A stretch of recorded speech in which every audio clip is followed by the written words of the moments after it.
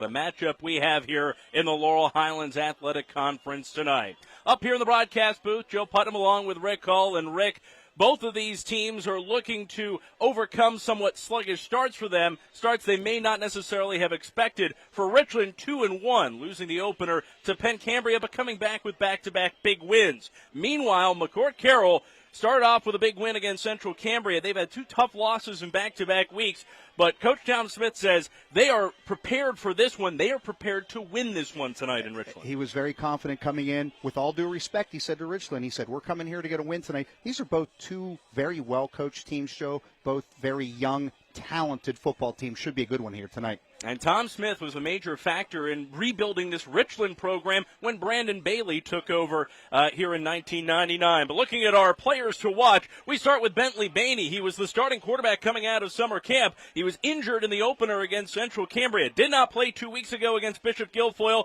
but came back to complete a school record 21 passes for 297 yards last week in the narrow loss to Chestnut Ridge. Meanwhile, on the other side for Richland, Arnold McGarwa has been one of the super sophomores for the Rams. McGarwa, 7 catches, 5 of them have been for touchdowns, including a perfect hat trick, all 3 of his grabs for touchdowns last week against Westmont Hilltop. He's got 301 total receiving yards this year, getting passes from fellow sophomore Grayson Mala. And closed captioning for tonight's game is sponsored by First Summit Bank. Experience the difference with First Summit Bank. Kickoff for this matchup between McCort-Carroll and Richland next here on the Good Feet Store's Friday Night Rivals, presented by Levin Furniture.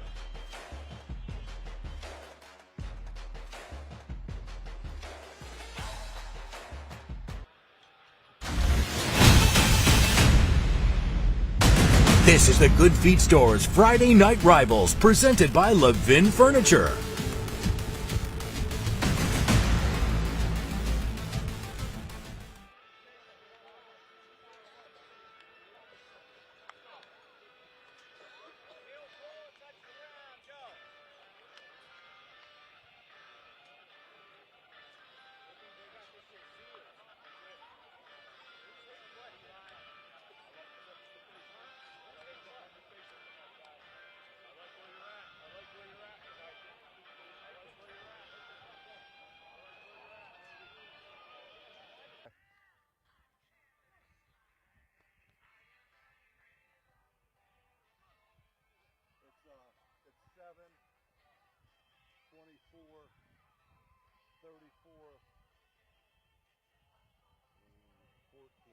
Okay. Speaking will be 7? Let's go with 34 to speak. Okay. All right. I know your quarterback's right hand. Everybody's right. Footed, foot, yep, feet. Kickers, throwers, all excellent. right hand. Good deal. I like it. Have you seen anything on film from these guys? One thing I did see, their tackle, who wears 75, when they run a screen, will like head slap, like illegally head slap the absolute hell out of the kid. They just basically slaps him and tries to get him upfield so he can get a ball off the linebacker. Okay. We'll keep an eye on it.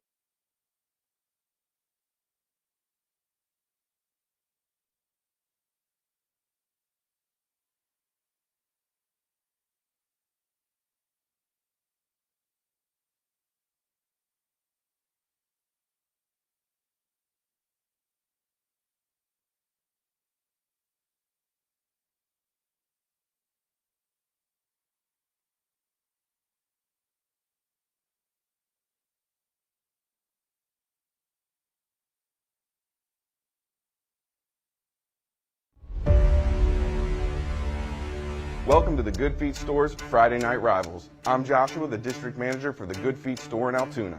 As America's arch support experts, we believe everyone deserves to live the life they love free from foot, knee, or back pain. From our local athletes on the field to our friends, family, and neighbors, life is a journey we all take one step at a time. Let your local Good Feet store help you take that journey without pain. Good luck to both teams tonight, and we hope you enjoyed the Good Feet Store's Friday Night Rivals.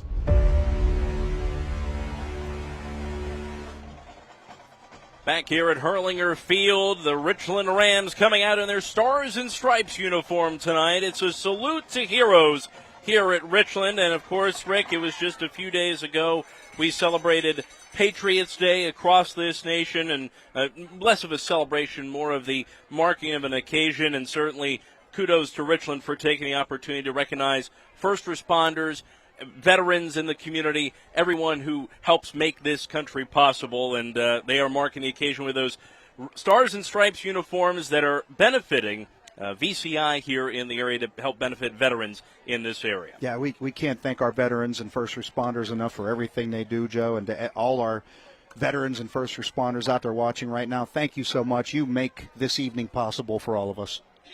Absolutely, and I know many of those folks on the sideline right now could very well be serving. Evan McCracken, who was an all-state performer for Richland last year, he is at the U.S. Military Academy Prep School right now, and meanwhile you see out there McCort-Carroll, but they are in those classic Bishop McCort red and gold uniforms right now.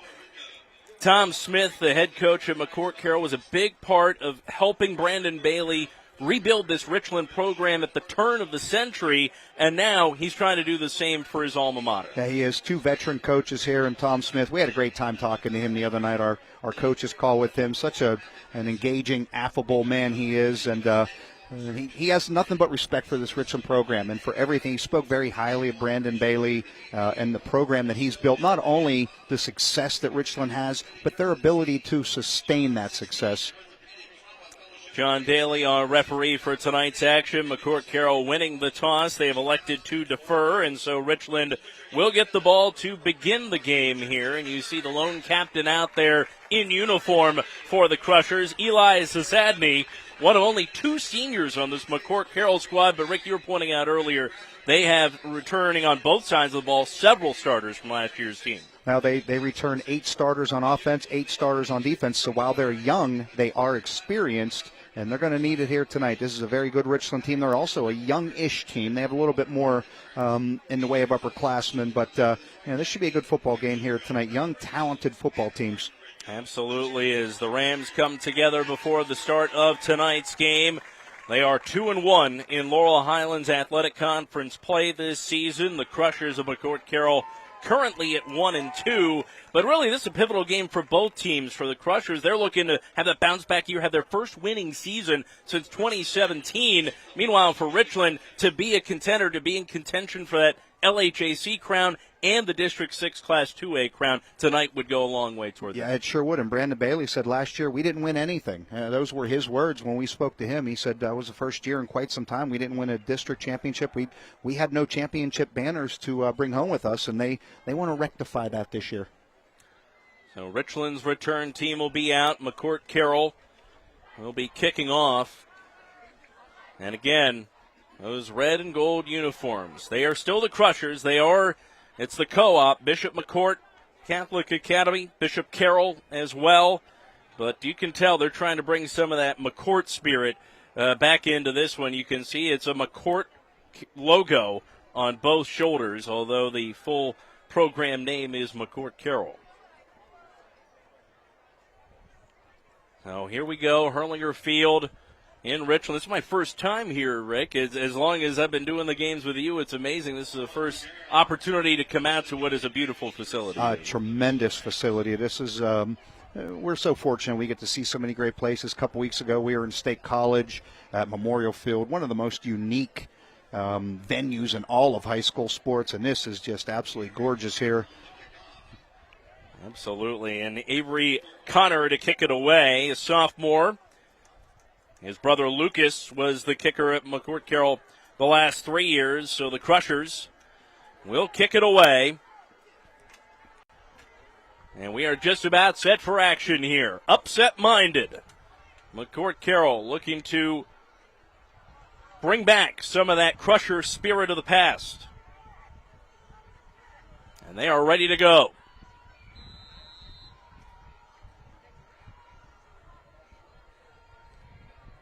Arnold Magaroa back deep for Richland, but instead it goes to the up man Cody Yeager, and Yeager across the 35 out to the 37-yard line, which is where the Rams will take over for their first offensive possession.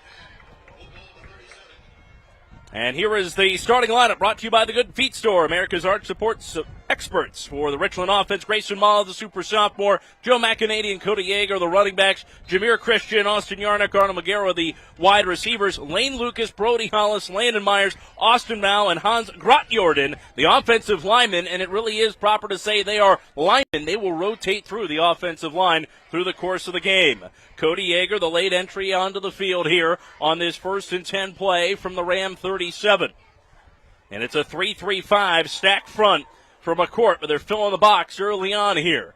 And the first play is a handoff, and trying to pick his way forward is Jameer Christian, the sophomore, lining up in the backfield, crosses the 40 to about the 41-yard line. Jonathan D'Elia, they call him JD, the junior outside linebacker, makes the stop for the Crushers. And the starting lineup brought to you by the Good Feet Store for the McCort-Carroll defense. Eli Zazadny, Caleb Rodriguez, Rocco Fetzko, the lineman, D'Elia, Luke Stevens, Garrett Faribault, the linebackers, Bainey, Gordon, Gallucci, Paige Dressick, the strong safeties in that alignment, can play more like linebackers. But on a second down play, going long, Austin Yarnick's got it from Grayson Mala, and Yarnick down the sidelines. It's a 59-yard strike for a Richland touchdown just 46 seconds in. Well, if there's one guy on this Richland offense you cannot lose track of, it is Austin Yarnick. And right there, he just got behind the defense. Nobody paid any attention to him. Mala put it right in the bucket, and he was off and running. Early score for Richland. We were talking with Brandon Bailey about Arnold Magaro specifically, but he's talked about all sorts of game breakers, including Yarnick, the senior, who had one touchdown grab entering this game. He's got his second. He's now up to over 170 yards receiving on the year. Noah Ritko on for the extra point, and it is good. And just 46 seconds into the game, Richland takes a 7-0 lead. We'll have McCort-Carroll's response when we come back. You're watching the Good Feet Store's Friday Night Rivals, presented by Levin Furniture. This is the Good Feet Store's Friday Night Rivals, presented by Levin Furniture.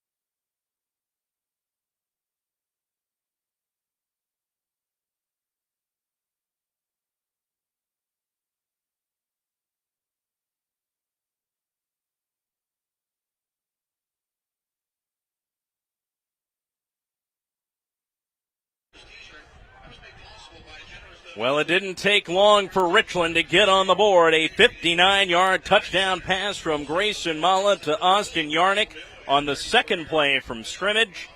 And the Rams are out in front 7-0 as Noah Ritko will kick it away for Richland. And he is a guy who may well put it through the end zone. 8 touchbacks already on his 18 kickoffs this year.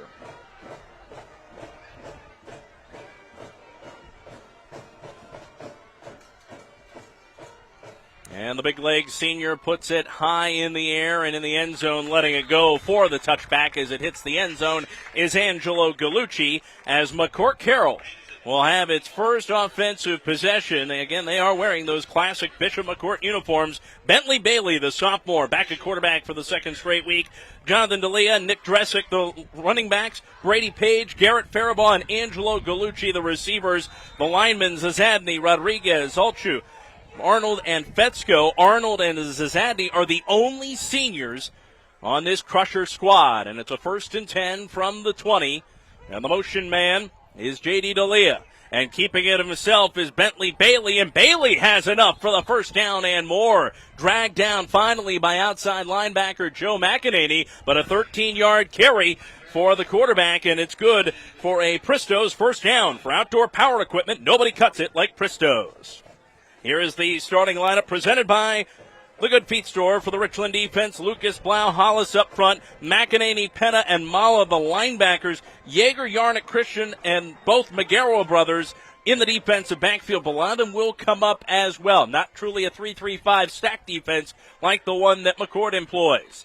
And here's the handoff to J.D. D'Elia going up the middle. Good yardage out to the 38, and good response by the Crushers, Rick, going right on schedule. Yeah, so far, very good response. And that's the one thing Tom Smith said. He said he loves this offensive line, and they feel like they can run the football on teams, and they've had some running success this year.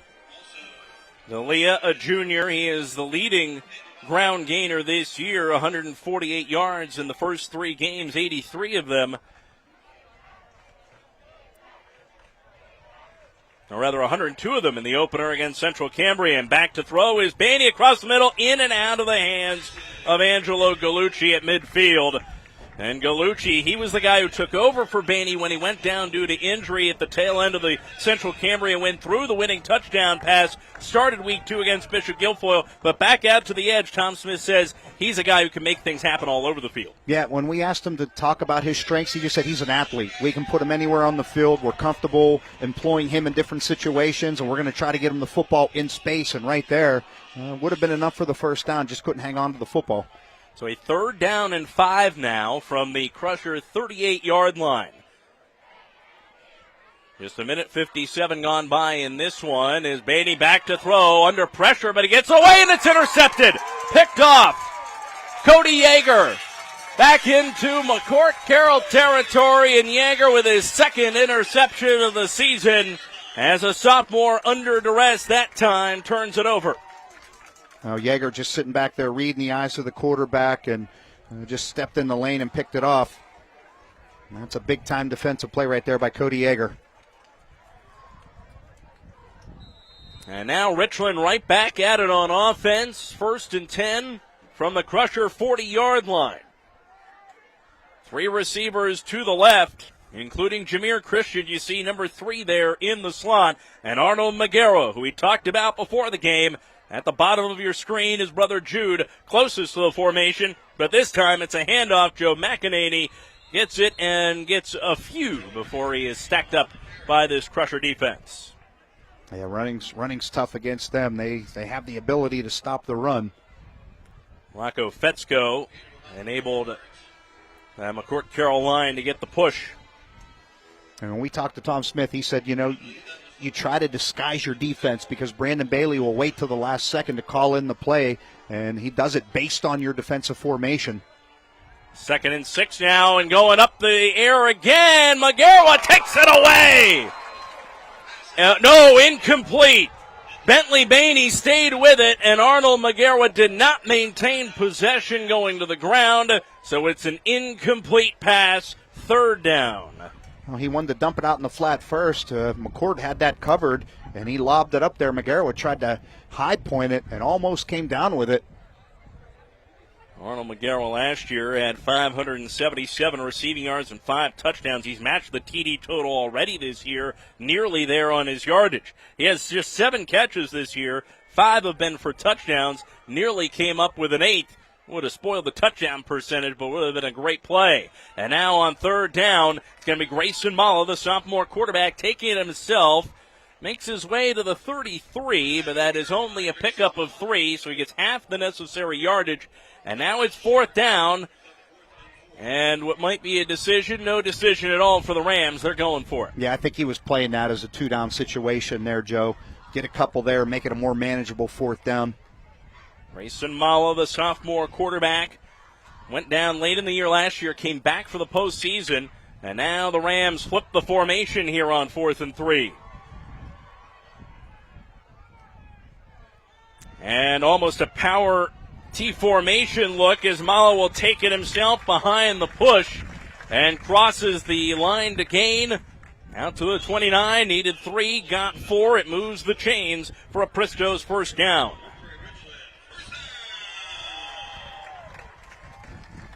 A little bit of a breezy night. You can hear it in the microphones. Sure can.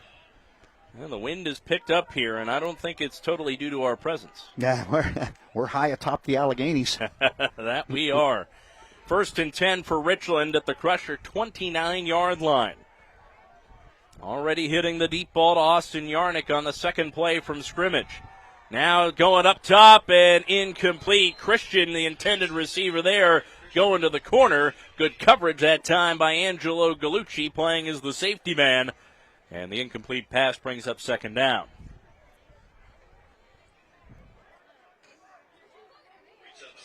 Jameer Christian actually was one of those players that filled in at quarterback when Grayson Mala was absent during the Laurel Highlands Athletic Conference Championship game against Central. And that's a game where, talking to Brandon Bailey, is the last time we had spoken with Coach Bailey. And obviously the quarterback situation more settled this time around. Really the injury situation all told. Yeah, they were on their fourth or fifth quarterback going into that LAHC championship game. McEnany gets the give, breaks a couple of tackles, and then gets out of a Marquez Gordon takedown attempt to net even a few more yards as he's finally spotted down just shy of the first down yardage. It'll be a 3rd and 1. Our West Central equipment line mower for the McCort-Carroll Crushers, Eli Zazadny, one of only 2 seniors on this team, leads this McCort-Carroll squad in solo tackles with 14 in the first 3 games per Max Preps. And he's definitely a guy that Tom Smith relies upon on both sides of the line for that veteran leadership. And he's a D1 prospect. There are some schools taking a look at him. 3rd down and 1 for Richland. And the give is to Yeager trying to get the edge. He cannot.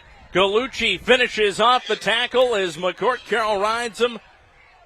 And that'll set up a 4th and 1. And the Rams, looks like they will attempt their second 4th down conversion of the drive. Now he tried to stiff arm the D-back. I believe that was Marquez Gordon. Gordon, a nice play to hang in there. Yeah, Marquez Gordon is on the nationally ranked Bishop McCort wrestling team. You're not going to get too much. It's going to take a big effort to get past him when he's got you in his arms. But here we go, 4th and 1, and Mala empties the backfield. Motion man is Christian. Mala gets the first down.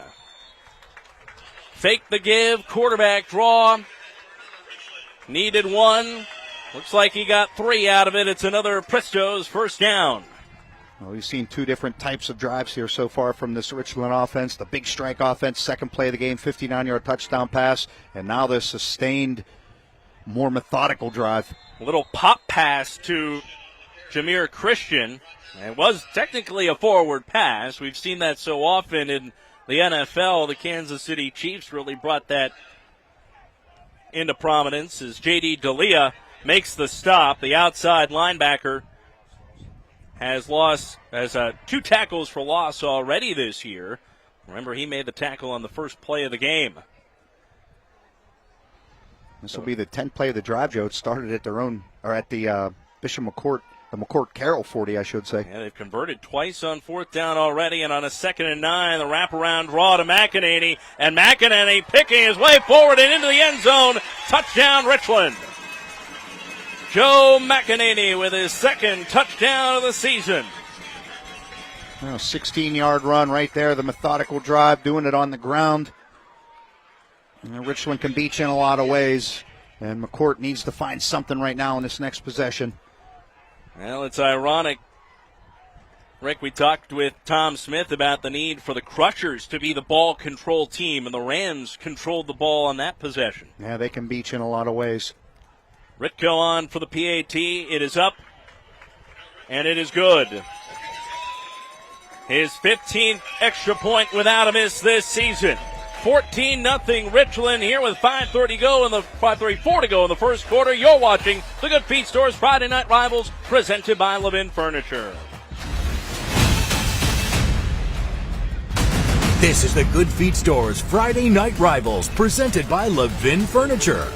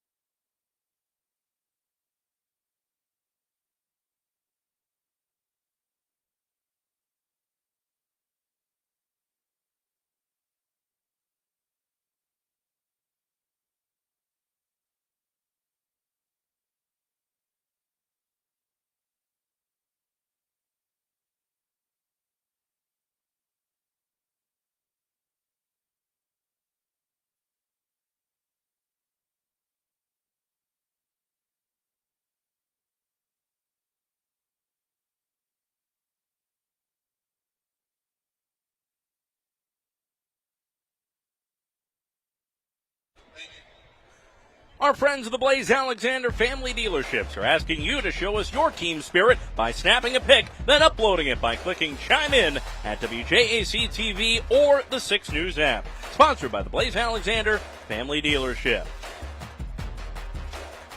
Now a sustained drive, though it started in plus territory for Richland.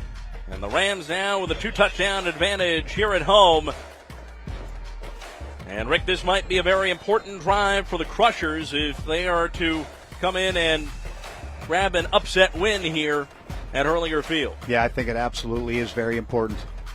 Touchback on the kickoff. Ball will come out to the 20, and that's the power again. In the high school game, it's still out to the 20 on a touchback. Regular kickoff, I guess, conventional kickoff, you might say here. Well, we've had some great kickers the last couple weeks. Last week, Forrest Hills. Caden Carpenter, my goodness, was he good. Averaging almost 50 yards a punt. He can hit him from 60 yards if need be.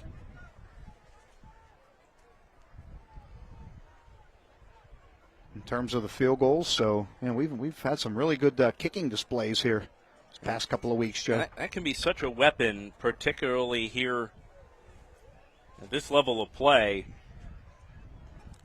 Not only extra points, but winning that field position battle is so important. And the first play of this drive for the Crushers is a give to J.D. D'Elia. He's out across the 25-yard line. Picks up 6. And the Crushers were moving the ball fairly well on their first drive. And then on a third down play, trying to make a play, Bentley Bainey under duress. And the throw into the arms of Cody Yeager of Richland to set up that last Ram possession. But now Bainey, as he's done so often this year, he has a great sense for bouncing back after a misplay as J.D. D'Elia slams into the line this time. Doesn't get much, if anything. Trying to carry it behind Tommy Alcha, the junior center. And actually got knocked back a little bit. Loss on the play. Now set up 3rd and 5. Alcher, a junior. Again, only 2 seniors on this McCort-Carroll squad. They're both on the line for the Crushers, offensively and defensively. And now we'll see what Bentley Bainey has up his sleeve here on a 3rd and 5. We'll have 3 receivers to the right. And the motion man is D'Elia going far side, and the a flag before the snap, so that will not count. Play whistle dead as the snap went awry. Number 75 on the offense. 5-yard penalty, still 3rd down. Now senior left tackle Eli Zazadny on a false start there. That'll make a 3rd and 5 to a 3rd and 10. Pre-snap penalties were killers for the Crushers last week in the loss to Chestnut Ridge. Yeah, those pre-snap penalties, they give coaches some nightmares. So after the penalty, 3rd and 10 from the 20.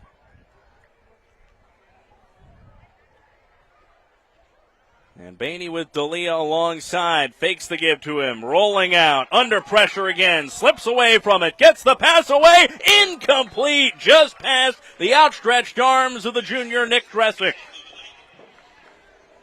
Well, that was a great play by Bainey just to extend that play and keep it alive, and Dressick gave him a target. They just could not connect.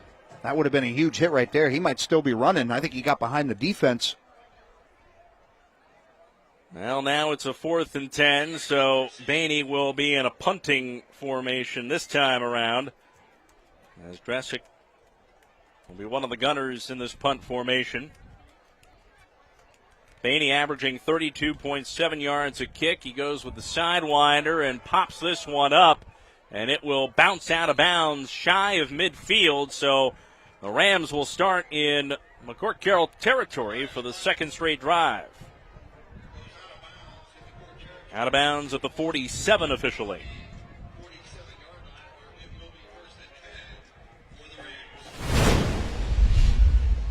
There's a look at that touchdown run, that 16-yarder by McEnany. Yeah, that's a Levin Furniture Play of the Game nominee. A reminder to tune in postgame, see what it will be. The Levin Furniture Play of the Game. And McEnany just picking his way through the defense to complete a 40-yard drive. Now with the ball 1st and 10 at the Crusher 47. 3:33 to go here in the opening quarter, and the first play of this drive, a give up the middle, and Josh Spontak, or check that is Cody Yeager, takes some guys with him. And Yeager is kind of the power man between he and McEnany.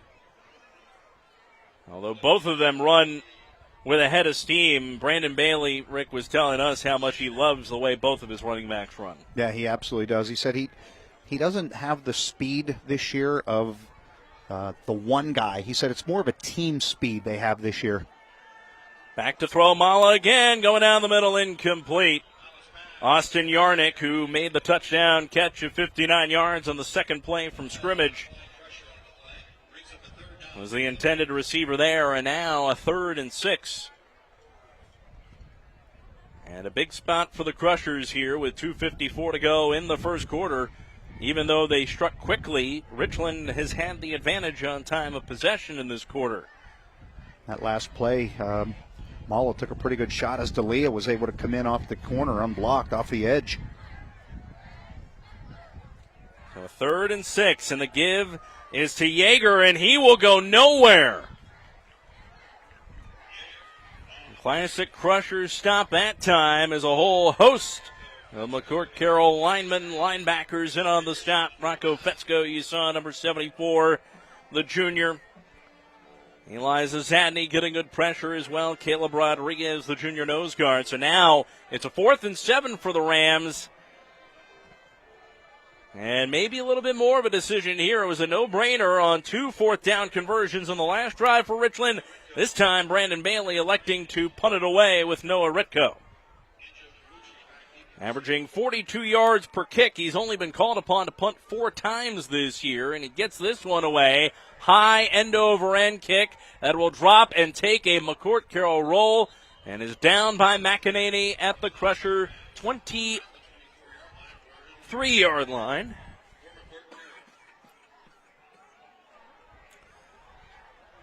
And that's where McCort-Carroll will take over, as we are pleased to announce the return of the Scholar Athlete of the Year Scholarship Contest, sponsored by USCO Federal Credit Union. One deserving senior Scholar Athlete will receive a $5,000 scholarship, courtesy of USCO Federal Credit Union. Complete rules are available on WJACTV.com/contest. All athletes are selected by their school's athletic directors or principals. Complete rules at WJACTV.com. 2 minutes to go, first quarter. Beatty takes the snap. Deep drop to throw, sets up the middle screen, and across the 30-yard line, out near the 35. Getting good yardage, and is it enough for a first down? It looks like it is, yes. A pickup of 11 yards, and so good for the Pristos' first down. I like the call right there. Richland's been getting through with some pressure right there. They used it against them. They allowed them to come through. And as you said, Joe, they ran that middle screen and picked up 11 yards. And Brady Page, the sophomore, just back in the lineup this week, able to maneuver forward. Now they give up the middle. And more pushback is D'Elia, the ball carrier once again. Nets a couple.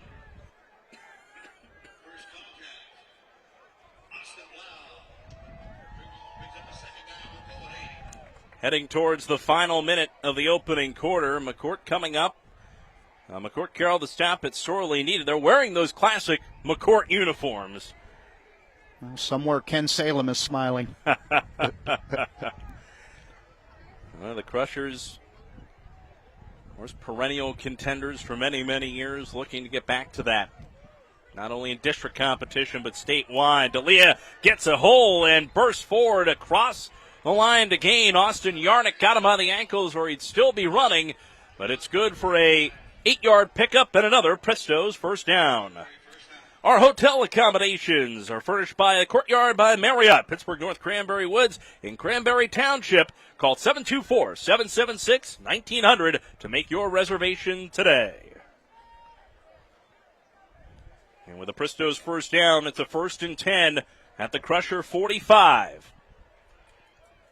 moving the ball consistently here, getting that push up front. And D'Elia again gets almost 5 as he advances towards midfield. Crushers have not been able to cross midfield as of yet, but as the final seconds of the first quarter tick down, they are on the move here, on the road, with upset on their minds, but currently trailing 14-0. And we'll have second quarter action from Richland. Right after this, you're watching the Good Feet Store's Friday Night Rivals, presented by Levin Furniture.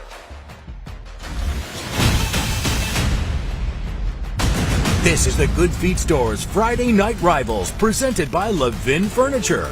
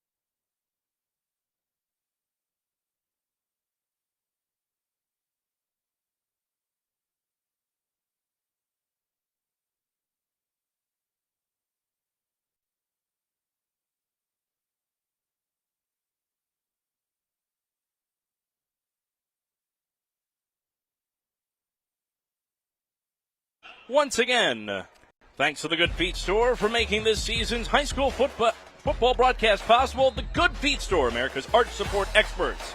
And coming up, make sure to keep watching for the Blaze Alexander Family Dealerships Halftime Report. We'll look at the highlights from around the country, plus Wendy's Teacher Appreciation Honorees and the USCO Federal Credit Union Scholar Athletes. Ball on the ground, it's Richland ball. So on the first play of the second quarter, the Rams with their second takeaway of the night. Yeah, and they had a good drive going there, too. They were moving the football and doing it primarily on the ground, letting that offensive line assert itself, and they turned it over. This will be the third straight drive for Richland to start in plus territory. You see Cody Yeager there doing it on defense. He had the interception for the first takeaway. Goes for the football on the second as well. And a 1st and 10 once again in plus territory for the Rams as Joe McEnany gets the call on this carry and is stopped after a gain of a yard.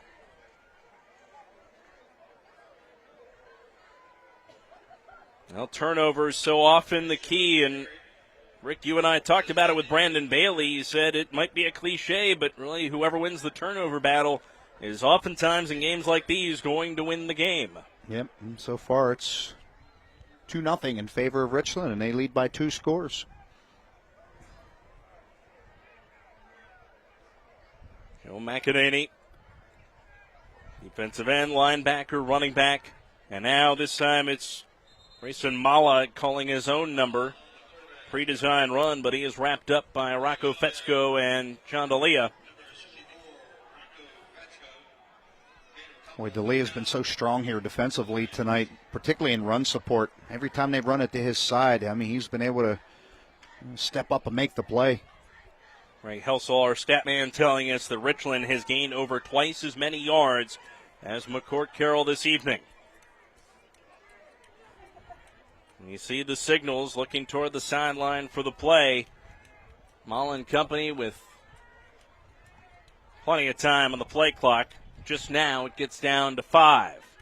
Well, now maybe they don't have the play and they're going to have to use a timeout. Yep, Brandon Bailey elects to spend his first timeout of the evening with 10:23 to go here in the second quarter.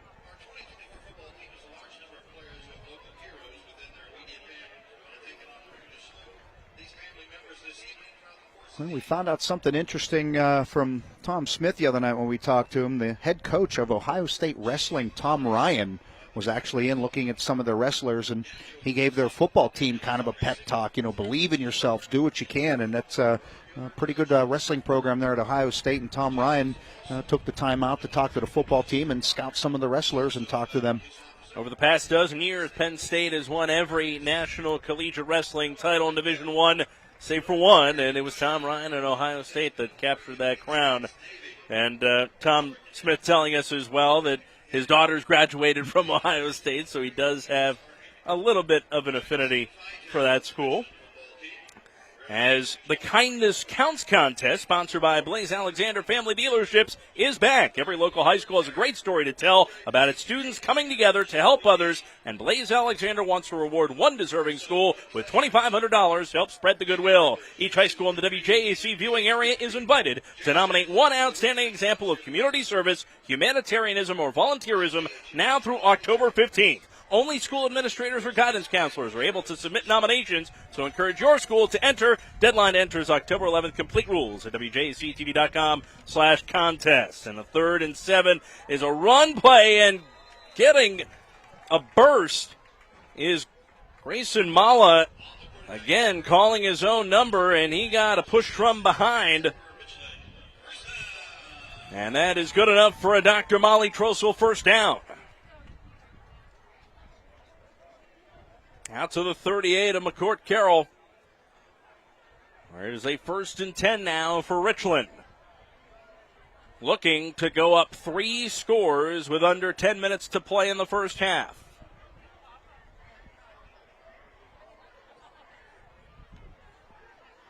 A snap, and again, Mala on the run, crashing down to make the stop. This time is Brady Page, the sophomore strong safety, and again in that 3-3-5 stack, oftentimes he comes down to play as more of a linebacker role. He certainly was on that occasion. Yeah, great run support right there by Brady Page to come up, recognize the play early, recognize it was going to be a quarterback keeper all the way, and just completely committed and came up and made the stop. So no gain on the carry, 2nd and 10 for the Rams. 2 receivers each way. Aro McGarwa at the top of the stack, and Mala has to pull it down. He was looking to throw, but he's on the run. Brought down by J.D. D'Elia, but it looks like he is near first down yardage again. He won't quite get to the marker. Brought down at the 30, so gain of 8, and it'll bring up a 3rd and short. That's a very heady play from a young quarterback right there. Recognized that the play was blown up early, just pulled it down and got what he could out of it. And you'll see it right here. The pressure came up the middle right away. He was able to escape it and then just straight ahead, pick up as much yardage as he could get. And ruled down. The knee hit the ground before the ball came out. Now the quick pass to Yarnick. And the big 59-yard touchdown catch on the second play of the game set the tone in this one. And he has enough for another Dr. Molly Trossel first down. A pickup of 5 moves the chains. Got a good block on the outside from Jude Magaro there to allow him to pick up that first down yardage. Make it a pickup of 6, actually, on that last play. But now Tom Smith is going to try to stop some of the Richland momentum. Their first of the half. As John Daly telling us, the first crusher timeout of the first half. And we'll step aside and take this break as well. 14-0 Richland. You're watching the Good Feet Stores Friday Night Rivals, presented by Levin Furniture.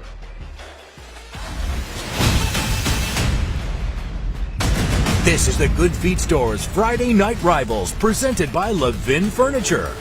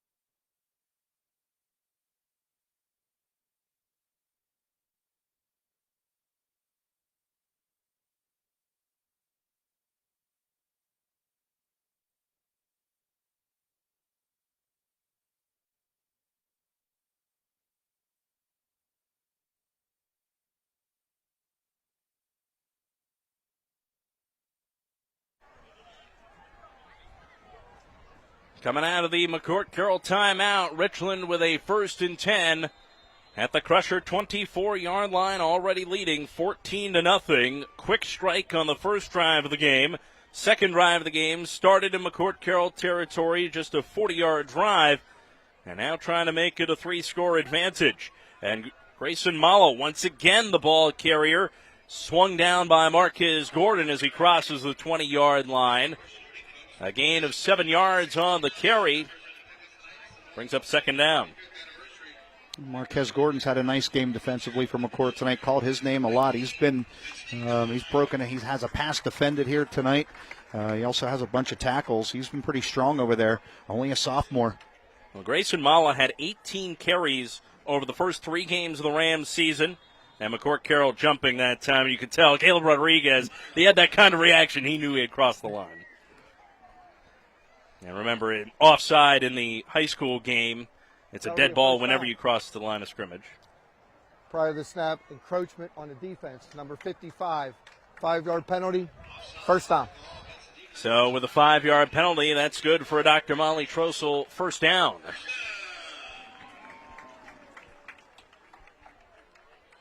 It'll now be 1st and 10 for Richland at the Crusher 14-yard line.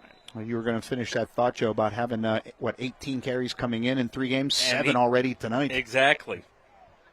He is beyond that pace already, and most of them have come on this drive. It'll put up in the air this time, but a nice defensive play by Brady Page, the sophomore, just back into the lineup this week, and deflected what would have been a touchdown grab from Jameer Christian. Yeah, that was a nice defensive play again. He's had a solid game out there on the corner as well. And you can tell Jameer Christian, he had a touchdown, he had the vision of it. Brady Page spoiling that vision. As Christian saw time at quarterback last year, and he's one of those players that I think Brandon Bailey was talking about when he talked about how the injury bug bit them in the Laurel Highlands championship game. He saw action, but that's Page leaping up to knock it down, and now the give to Cody Yeager on this 2nd down play, and he is brought down behind the line. Luke Stevens, the junior middle linebacker, one of the leading tacklers on this Crusher squad, comes up to make the stop, filling the gap. And very little gain, if any, on the play. It is a 3rd down and 10. Might have knocked him back a couple of inches, as a matter of fact. Yeah, Stevens just shot right up the middle, grabbed onto the leg, and he was not going to let go. So a 3rd and 10. Motion man is McEnany. Mala going back to throw. Tried to set up the middle screen. He was looking for Yeager that time, but it's batted away at the line. It'll be 4th down. Eli Zadney, the 75, getting kind of folded up there. That just makes the jersey a little bit harder to maneuver for opponents. He got the paw up there to make the deflection. And now Noah Ritko will be called upon to attempt a 31-yard field goal. His coach is really confident in him from this range. Although Ritko is 0 for 1 in field goal attempts this year. He is 4 of 7 in his career. Gets the kick away, and it is good. 6:31 to go here in the 2nd quarter, and Richland does boost the lead on the strength of the 31-yard field goal by Noah Ritko. It's now 17-0 in favor of the Rams.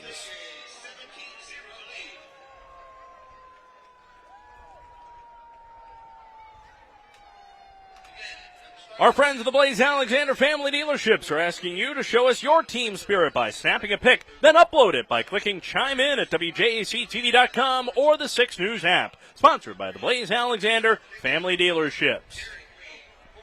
Hotel accommodations furnished by the Clarion Holiday Inn Express and Suites, located on exit 62 off I-80 in Clarion. To make a reservation today, call 814-223-4010. Well, Richland has run 26 plays from scrimmage so far, Joe, and for McCort, they've only run 12. So the field position, time of possession, all in favor of Richland, and it's shown on the scoreboard right now. Yeah, Richland is up 17-0. Let's remember, they've started 3 drives in Crusher territory. And that goes a long way toward explaining that margin as it stands right now. Yeah, McCort-Carroll's best starting field position, their own 24. Yeah, and a lot of that is due to that man right there, Noah Ritko, 2 touchbacks already on kickoffs. I think he's kicking into the wind this way, so we'll see if he can get one into the end zone here. Yeah, no problem. And this will be fielded, but it was fielded in the end zone, so it's blown dead. Angelo Gallucci wanted to bring it out, but the back foot with the ball in his hands was in the end zone. That's a dead ball. And so it's 1st and 10 for the Crushers at their own 20-yard line. Angelo Gallucci, he is listed on the McCort-Carroll roster as an athlete. That's because he can play pretty much anywhere on the field. Yeah, they got to start trying to get him the football a little bit more maybe here and allow him to make some plays. And they've started to establish a running game on that second drive. And J.D. D'Elia is the back as Bentley Baney starts under center, but now shifts into the spread formation. Garrett Faribaugh, by the way, another one of those athletes, is the wingback right, but the give will be to Nick Dressick trying to sweep across, but knocked back for a loss. Austin Blau in there along with the junior outside backer Nate Pugh.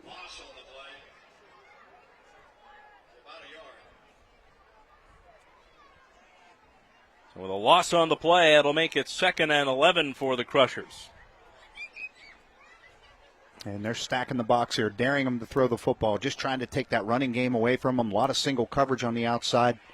Well, remember, Bentley Baney did throw for 294 yards and tied a school record with 21 completions last week against Chestnut Ridge. And again, the give sweeping across. This time it's to Brady Page.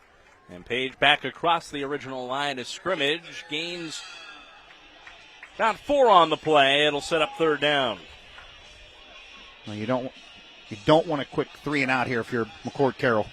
Levin Furniture is celebrating the fans with the best seat in the house. If you're looking for the best seat in your house, visit Levin Furniture in the Richland student section. They've had a lot to be happy about in this game. They don't often use those seats, by the way. They're standing up all the way throughout. But here's the 3rd and 7, and Baney's pass across the middle, incomplete.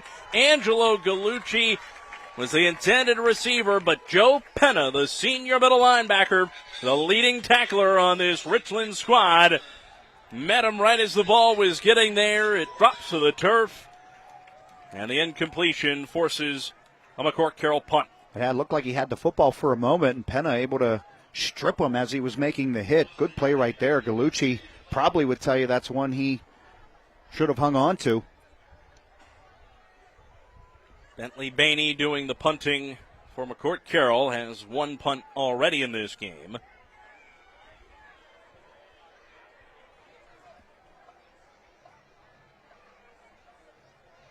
The rush coming, but he gets the end over kick away, end over end kick, and it is fielded at the 37-yard line. Austin Yarnick weaving his way across midfield and into McCort-Carroll territory as the Crushers will once again start, or the Rams rather, will start in Crusher territory once again for the 4th consecutive drive, Rick. Yeah, 4 out of 5, and if you're McCort, you're being tested here. You're holding up fairly well, but at some point you got to have to at least try to get some field position back, take a little bit of that pressure off your defense. It seems like the wind is picking up even more here at the home of the Rams. And whistles before the 1st and 10 snap as the Crushers spend. Yep, McCort-Carroll. John Daly telling us that is their 2nd timeout of the half.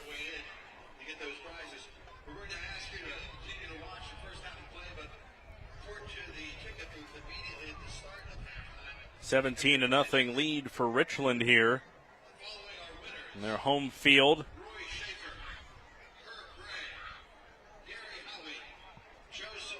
And we talked earlier, Joe, about the ability to sustain success on the part of Richland. They have won 33 of their last 39 games overall. Well, that is a big number, and we'll have more big numbers for you on the Blaze Alexander Family Dealerships Halftime Report, looking at highlights from across the country. Plus, we'll also have our Wendy's Teacher Appreciation honorees and the USCO Federal Credit Union Scholar Athletes coming up on the Blaze Alexander Family Dealerships Halftime Report. 17-0 Rams. You see a strong presence for the McCort-Carroll squad of fans across the way. Proud tradition. And particularly, I mean, these uniforms so evocative of the Bishop McCort tradition. And so many great football players who've passed through on their way to bigger and better things. I've had the privilege and the pleasure to work with one of them, Jack Ham, the Hall of Famer. Now with 4:59 to go in the first half, first play of the Richland drive is a give to Jameer Christian. Nearly had the touchdown grab earlier. You worked with Jack Ham. I worked for him.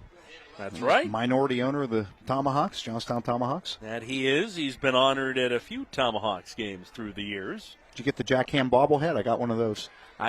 That's one I don't have. I got to add that to my collection. That's a beauty.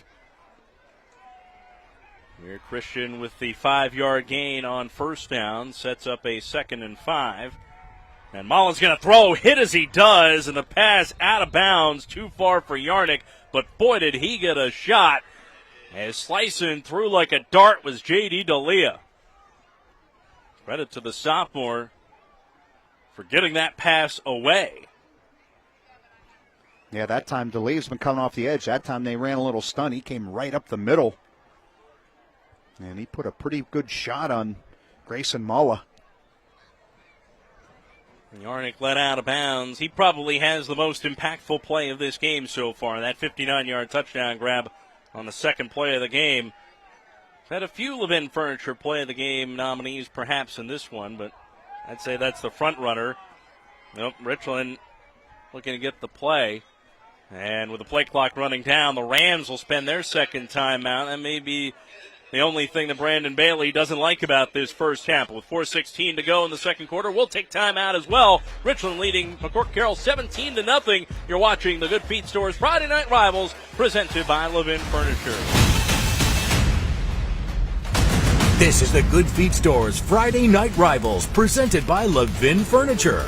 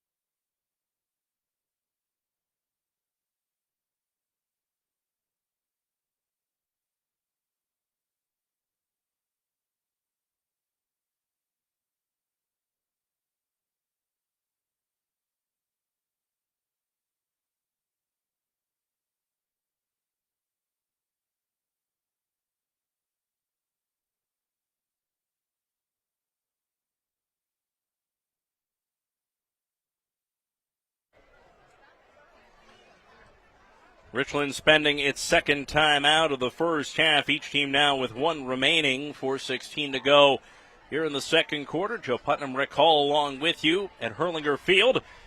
The Rams already up 3 scores, looking to make it 4. And Grayson Mulla back to throw, but the pass incomplete. And Jameer Christian upset once again. He was the intended receiver, but he was down on the turf that time. Yeah, I think he just got tied up in a bunch of players, and his feet got taken out from underneath him. Almost had a touchdown grab earlier in the game, but knocked away at the last split second by Brady Page. Now, he's a guy with a bright future ahead. You talk about game breakers on this Richland team, and Brandon Bailey talked about Jameer Christian being one of them. Yeah, great athlete. Excels in a couple different sports, and a guy they can use in a lot of different ways. And on 4th and 5, the Rams will go for it. They have converted 2 fourth downs already in this game. Make it 3 as Austin Yarnick across the middle makes the grab, moves the chains for a Dr. Molly Trossel first down. Well, nothing very complicated about that. Yarnick just kind of backed the defender off, turned around in that soft spot he created, and good timing. Mala put it right there as soon as he turned. And Tom Smith knew all about it, talked about how Richland had so many game breakers, and now here's a long throw down the middle, incomplete. Jude McGarwa, the older brother of Arnold, numbers 1 and 2, Jude and Arnold respectively. The senior, the intended receiver there, but second down and 10. Oh, interesting stat we just got from Greg Helsel. Since that 59-yard touchdown pass, McCourt only giving up 3.1 yards per play. So they've stiffened up defensively. They sure have. They forced Richland into trying for 4th down on 3 separate occasions. Only problem is the Rams have converted on all 3, and Austin Yarnick, the most recent one there. On that 4th down reception, so now with 3:47 to go, 2nd and 10 from the Crusher 32-yard line. And a wraparound draw once again for Joe McEnany. Slips past a couple of Crushers and takes some folks with him out to the 25-yard line. 7-yard pickup there, and it'll be a 3rd and short now for the Rams. That's just desire on the part of McEnany right there. He had a bunch of bodies on him, and he just kept those legs churning. Joe McEnany, the junior, plays on both ends of the ball and really important on both sides of the ball. Runs with power and determination, says his head coach Brandon Bailey. So 3rd down, call it 2 now. And faking the give is Mala. He'll keep it himself, and he's got a head of steam, and he's headed into the end zone. Touchdown, Richland.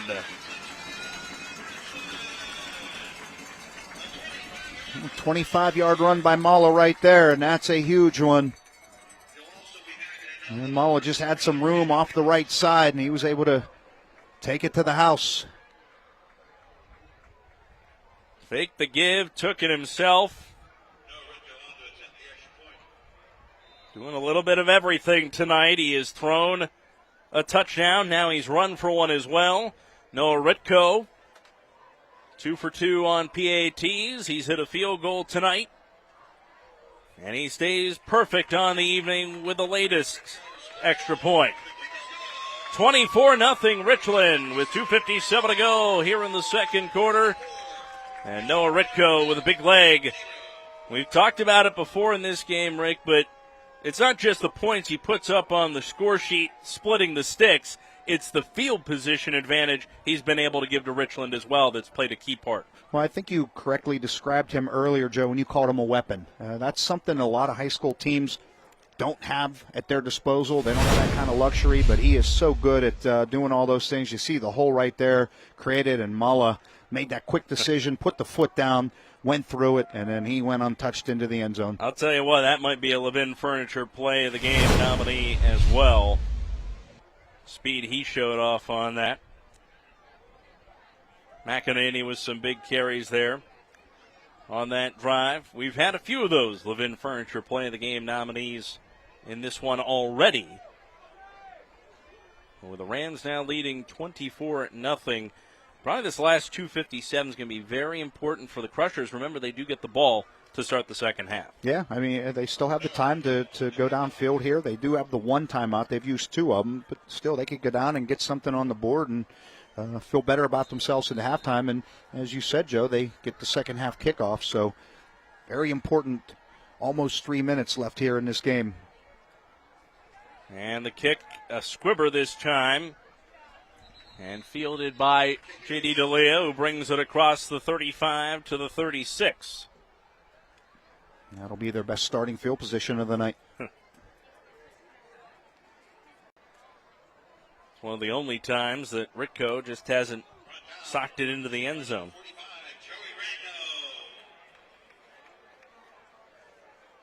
Austin Blau of the Rams, one of our West Central Equipment line mowers. A reminder, West Central Equipment is your authorized John Deere dealer.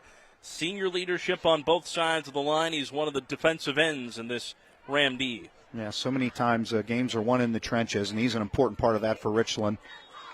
Pass on the run from Bentley Bainey is incomplete, looking for Nick Dressick.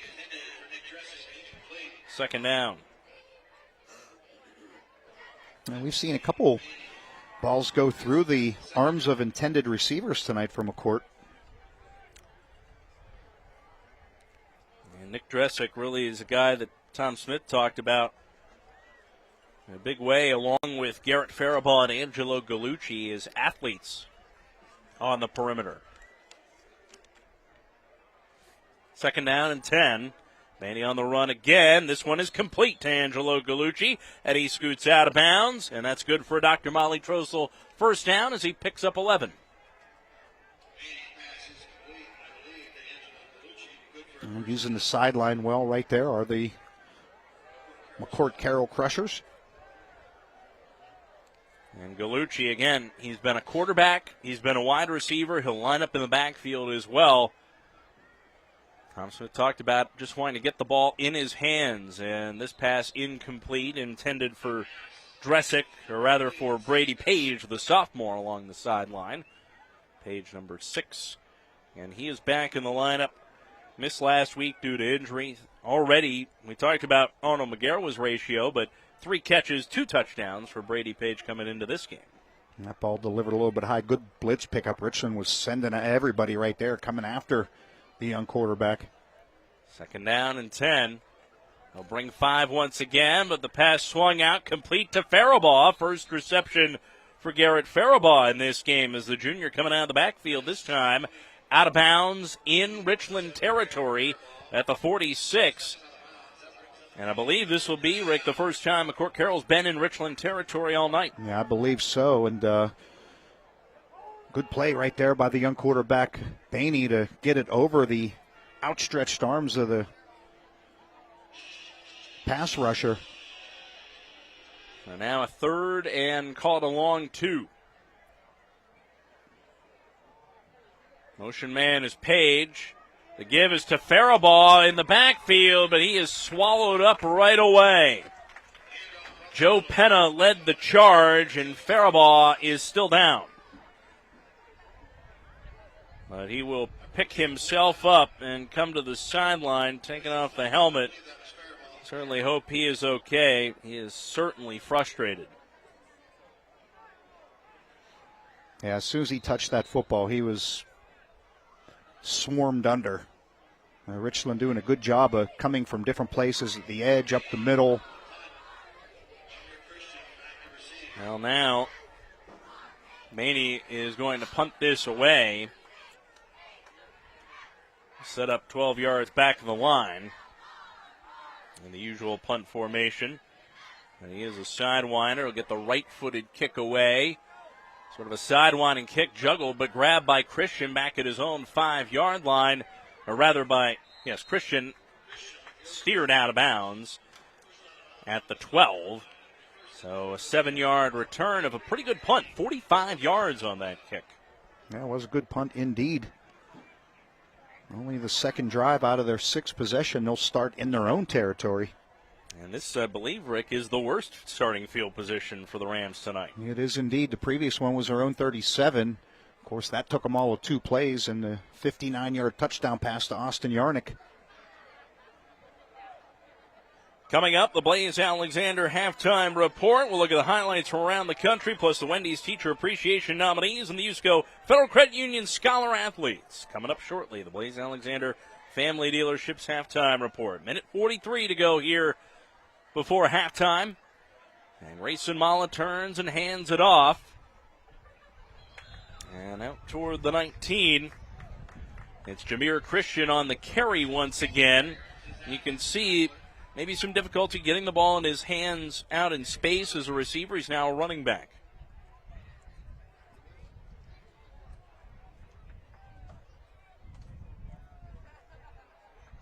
Christian once again set up as the back in the pistol, but this time Mala will pull it away and just got the pass away.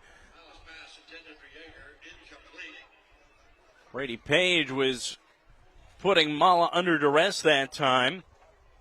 He's looking for Cody Yeager, incomplete. Minute 11 to go here in the second quarter. Yeager has been such a strong presence defensively tonight. The interception on McCort-Carroll's first series of the ball game. And he and Joe McEnany taking the lion's share of the carries out of the backfield, is almost was able to get to that pass, even though it was way out in front of it. So a 3rd and 2. Rick Hall, by the way, has gone down. He'll be chatting with Richland coach Brandon Bailey coming off the field before we get to the Blaze Alexander Family Dealerships halftime report. And Grayson Mala calls his own number again and has enough for a Dr. Molly Trossel first down. A gain of 5 yards, moves the chains. Richland with just one time out here. They will hurry as the clock under a minute to play. And Mala will just throw this one incomplete. That may have had some intention behind it to throw it into the turf in front of Jameer Christian, but second down and 10. 53 seconds to go for the incomplete pass, stopping the clock. You can spike the ball in the high school game, but sometimes you still just throw the pass into the ground. And Mala under duress again. The pass deflected and incomplete. Marquez Gordon nearly came up with the interception as it bounced off his hands and nearly went into Jameer Christian's. But Gordon oh so close, and this McCort-Carroll secondary nearly had the takeaway they've been looking for all night long, as Richland up 2-0 in the turnover department.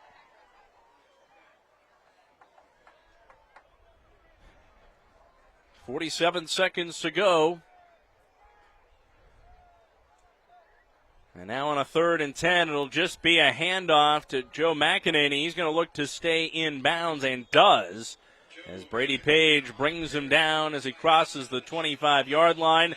The Crushers will use their last time out with 34 seconds to go. It'll be a 4th and about 6 coming up for the Rams here after this McCort-Carroll timeout.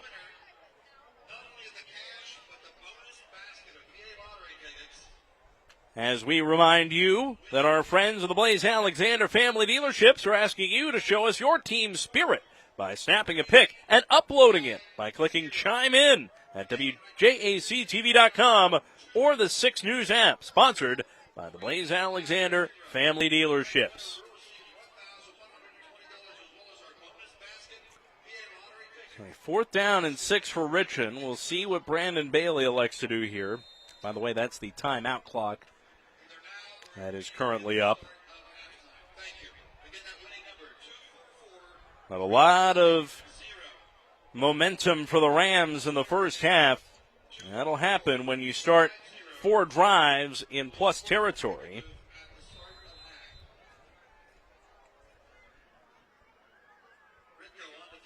And it'll be Noah Ritko to punt here with 34 seconds to go in the half.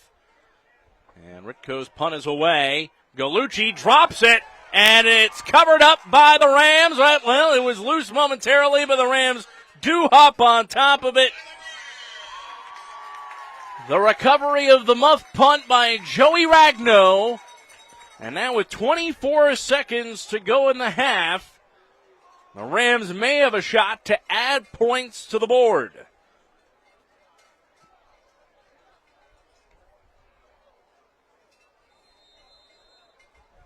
A good kick by Ritko, good coverage by Richland. And Ragno eventually, the sophomore, hopping on top of the loose ball. The 3rd turnover of the night for the Crushers. And now Yarnick on the swing pass on a 1st and 10 is out towards the Crusher 20-yard line. It's enough for Dr. Molly Trossel. First down as we take another look at the muff. And in and out of a couple of Rams' hands, so Ragno swallowed it up. Now the clock down to 5 seconds remaining, and Richland will spend a timeout. Hey, listen, ABS. Now John Daly coming over to talk about something with Brandon Bailey.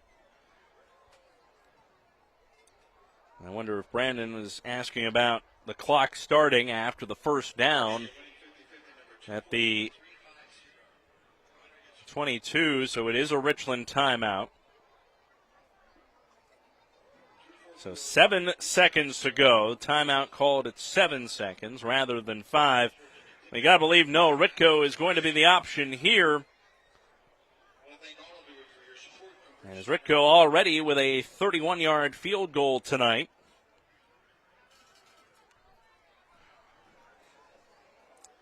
And Levin Furniture is celebrating the fans with the best seat in the house this year. If you're looking for the best seat in your house, visit Levin Furniture. You can see the folks with the U.S. Armed Forces shirts on the Richland side. McCort-Carroll seats maybe not as comfortable here at the moment. But again, very strong turnout on the visiting side here at Hurlinger Field. And Noah Ritko, who is perfect on his point after attempts this evening. Again, hit a field goal from 31 yards earlier in the game. This one will be from 39 yards away. Snap is down, the kick is up, and it is good. Noah Ritko with his second field goal of the first half to close out the first half of play here.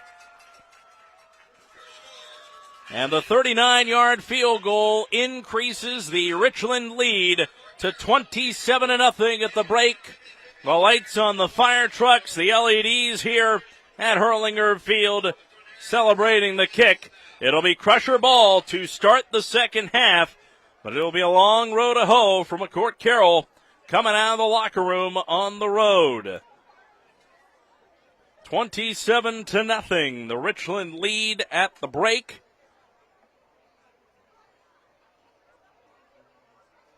And Rick Hall will be chatting with Richland head coach Brandon Bailey here in a moment.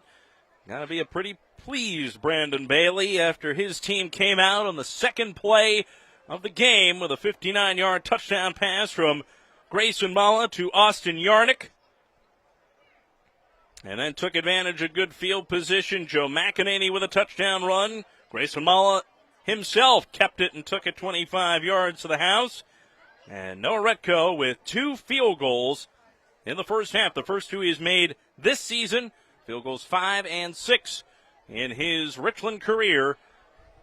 And the Rams have built a 27-0 lead here as they salute the heroes here at Hurlinger Field. And right now, Rick Hall is down on the field with Richland head coach Brandon Bailey. All right, I appreciate it, Joe. Thank you, Coach. Second play of the game, the touchdown pass to Austin Yarnick. How important was it to get off to such a good start in a rivalry game? Yeah, our kids do a great job watching film and preparing. We saw some stuff that we liked, and everybody executed on the second play of the game. We got out to a good fast start. Your quarterback, Grayson Mala, running the football a little bit more tonight. Is that by design or just the way the game's flowing? Yeah, I mean, for them, they've put 5 guys in the secondary. There's a 6-man box, and it's part of the design, actually. Yes. How much of a luxury is it to have a kicker like Ritko back there and what he does for you? Oh, he's great. He's been putting them in the end zone on kickoffs and 2 big field goals for us tonight. Coach, thank you for taking the time. Good luck to you. All right, that was Brandon Bailey, head coach of the Richland Rams. Stick around for the halftime show brought to you by Blaze Alexander. You are watching the Good Feet Stores Friday Night Rivals presented by Levin Furniture.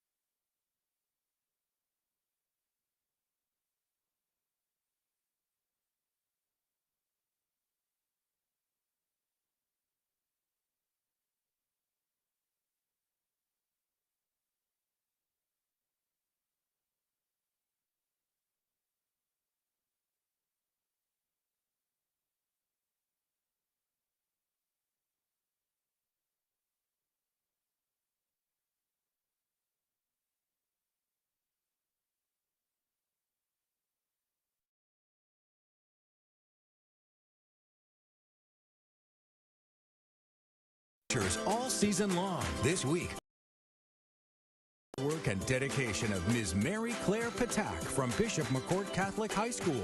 As a 46-year teacher, Ms. Patak is not only an excellent French teacher, she's also an extraordinary role model for all students. Thank you, Ms. Patak, for all you do. Supporting and educating young minds is key to future success, and we're glad to have them on the team. Wendy's thanks all teachers for their hard work and dedication to their students. And now a look at what's coming up this fall on WJAC TV. Welcome to St. Denis Medical. We help our patients and each other. Let's get out there and heal some people! You know, it's not always glamorous. Oh, wrong side. Got myself. I feel like I need to go to the hospital. But every now and then a moment comes along where you truly change someone's life. Zap! No more cirrhosis. Zap! No more cancer. Oh, wait, I have cancer? No, we were just kidding, man. You good. NBC's St. Denis Medical, November 12th. Set your DVR now. Coming up after the break, our next Wendy's Teacher Appreciation recipient and our first USCO Federal Credit Union Scholar Athlete of the Week.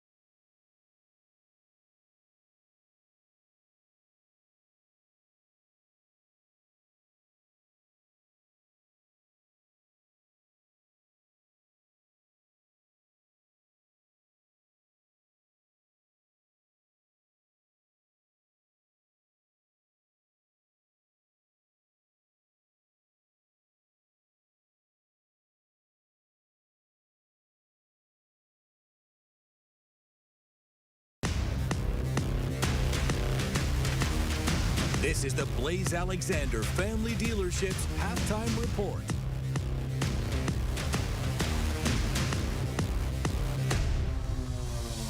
Wendy's is celebrating teachers all season long. This week, Wendy's is celebrating the hard work and dedication of Mr. Chad Duria from the Richland Area High School. Mr. Duria has dedicated his energy, time, and expertise to ensure every student feels valued and supported. He leads by example and inspires students and staff alike. Thank you, Mr. Duria, for all you do. Supporting and educating young minds is key to future success, and we're glad to have them on the team. Wendy's thanks all teachers for their hard work and dedication to their students. And now, a look at our first USCO Federal Credit Union Scholar Athlete of the Week. Hi, I'm Greg Sasitke from USCO Federal Credit Union with tonight's first nominee for this year's USCO Federal Credit Union Scholar Athlete of the Year Scholarship Contest. Congratulations, Cammie Bepler from Bishop McCort Catholic High School. Cammie's a member of the National Honor Society and the French National Honor Society. She's a 4-year starter in volleyball and a 2-year starter in basketball. Cammie volunteers for Turn the Town's Teal Project for Ovarian Cancer Awareness. For more information and complete contest rules, go to WJACTV.com. Coming up after the break.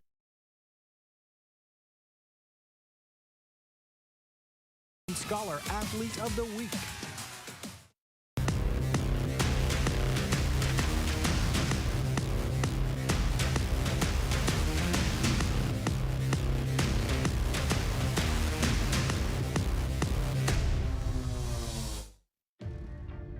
You took my sister.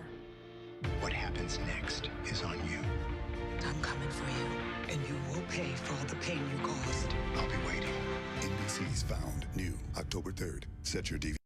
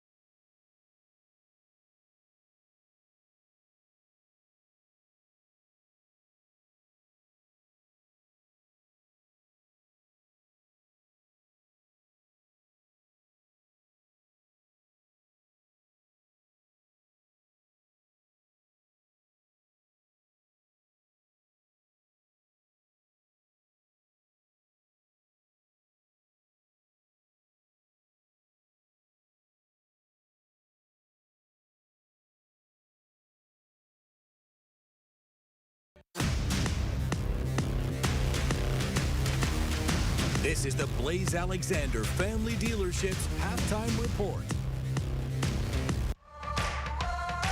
The best Thursday Night Lights and Friday Night Rivals highlights from across the country.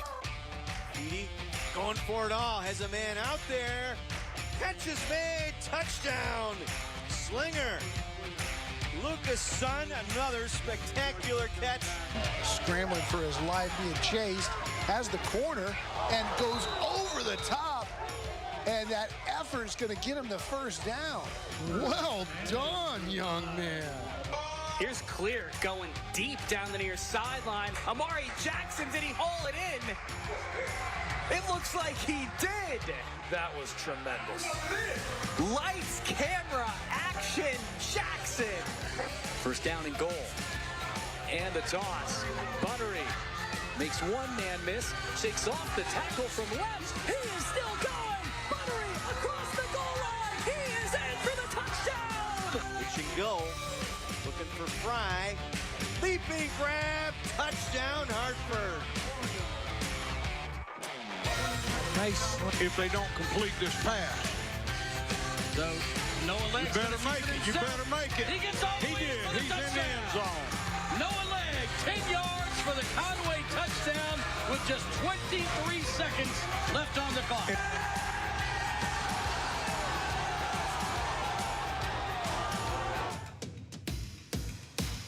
And now, a look at our next USCO Federal Credit Union Scholar Athlete of the Week. Hi, I'm Greg Sasitke from USCO Federal Credit Union with tonight's second nominee for this year's USCO Federal Credit Union Scholar Athlete of the Year Scholarship Contest. Congratulations to Austin Blau from Richland Area High School. Austin is currently third in his class and a member of the National Honor Society. He's a 3-year varsity letterman for the Richland Rams football team. In the community, Austin umpires Little League games and volunteers at church. For more information and complete contest rules, go to WJACTV.com.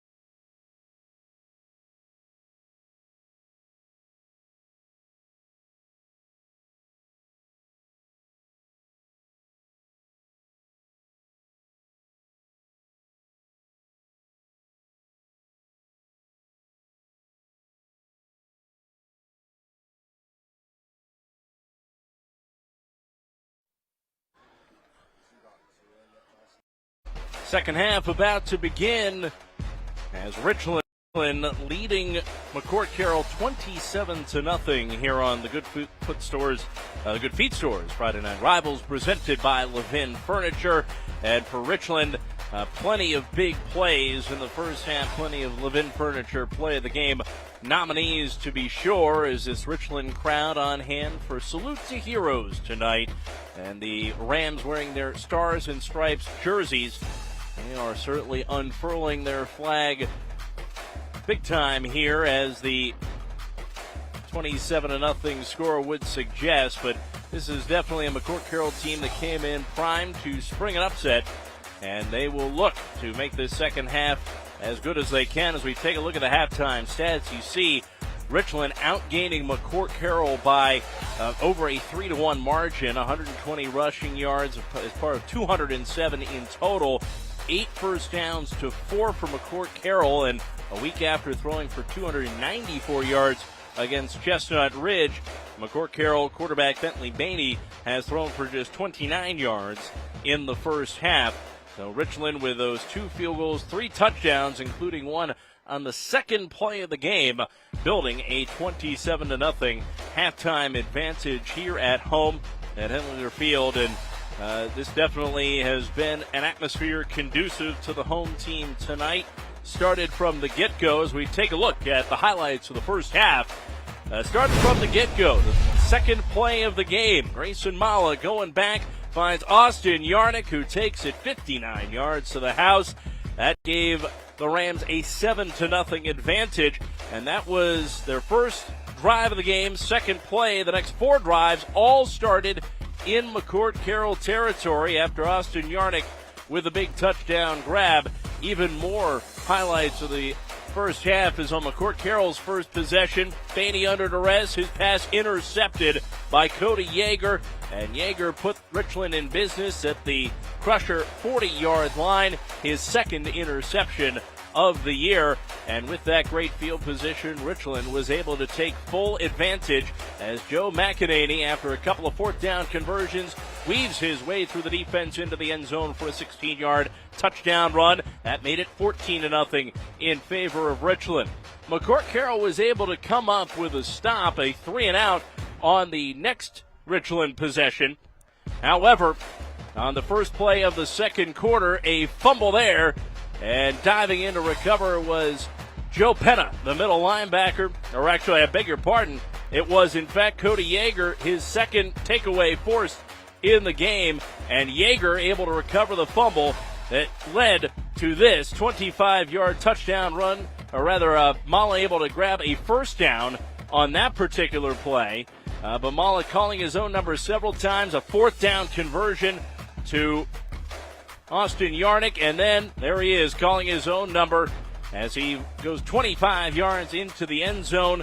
Mala's second touchdown run of the season to go with 9 touchdown passes.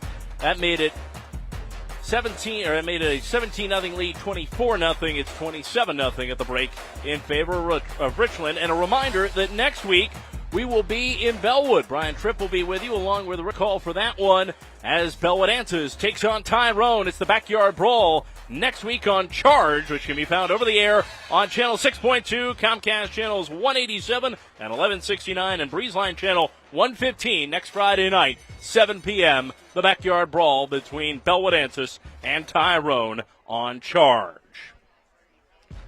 And the Rams are back out onto the field for the second half here. And again, Richland will be kicking off to start the second half, but Noah Ritko, who has 2 field goals already in this game, has been a weapon in terms of field position as well. He has kicked the ball off 4 times, twice. He has kicked it into 3 times. He has kicked it into the end zone for a touchback. And that has started McCort-Carroll back at its own 20-yard line, while Richland's starting field position in 5 out of 7 drives has been in the Crusher half of the field. And we remind you can show us your team spirit as our friends of the Blaze Alexander Family Dealerships are asking you to snap a pic, then upload it by clicking Chime In at WJACTV.com or the 6 News app, sponsored by the Blaze Alexander Family Dealerships. McCort-Carroll with a long row to hoe here in the second half, wearing those vintage Bishop McCort jerseys and pants, of course, the red and gold. A strong tradition, one that head coach Tom Smith is looking to restore here for this McCort-Carroll Catholic program. But meanwhile, someone who has ties to both of these proud programs honored tonight, Tim Koshoot. Honored for 50 years as a coach, 25 of them coming at Bishop McCort, 25 of them coming here at Richland, his alma mater, currently serving as the wide receivers and defensive backs coach for the Rams. Coach Koshoot also took Bishop McCort to the state championship game in boys basketball, 364 wins in 22 years as the McCort High School basketball coach. He also coached 10 years of boys basketball at Richland, a total of 453 career wins, coaching baseball as well, a well-deserved honor. Coach Tim Koshoot honored for 50 years on the sidelines tonight, and his family and his friends all on hand here for a little pregame ceremony, and in fact many of his former players who have become family able to join him. What a great ceremony it was here tonight. Meanwhile, we talked about the tradition Tom Smith is building at McCort-Carroll. Coach Smith is down on the field with Rick Hall right now. All right, thank you, Joe. Coach, obviously not the first half you wanted, but you're very much in this football game. A couple of turnovers were costly. Was ball security part of the message to your team at halftime? There's no question, ball security and execution. We're playing a good football tonight. We understand that. One of the reasons we elected to defer was to get the ball at the half, and that worked out for us. Hopefully we can get back in this thing on the first drive. I was just going to ask you, led me right into that question. How important is it to establish something and get points on this first drive? Yeah, we got to come back here and fight hard. And I told the kids in the locker room, it's one play at a time. And let's try to get something established, as you just said. See if we can get this thing in the end zone, play some defense, and go from there one step at a time. Coach, appreciate the time. Good luck to you. Appreciate you guys. All right, thank you. Joe, back up to you.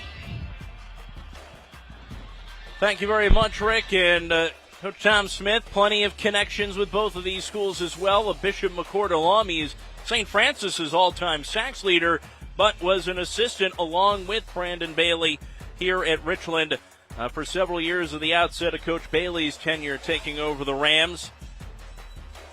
And I asked him when we spoke earlier this week if he was looking to build this McCort-Carroll program a lot in that Richland image, and having been part of that process, he said we absolutely are trying to do the same thing here, restore this program. And they said that maybe in previous years they were coming out and maybe hoping they could put up a good effort, but they came up here looking to win tonight, looking to spring the upset. They knew turnovers would play a big factor, and so far they are -3 there, but a fresh 24 minutes to play, and they will get the ball to start off the second half. Hotel accommodations have been furnished by Courtyard by Marriott Pittsburgh North Cranberry Woods, located in Cranberry Township. To make a reservation today, call 724-77.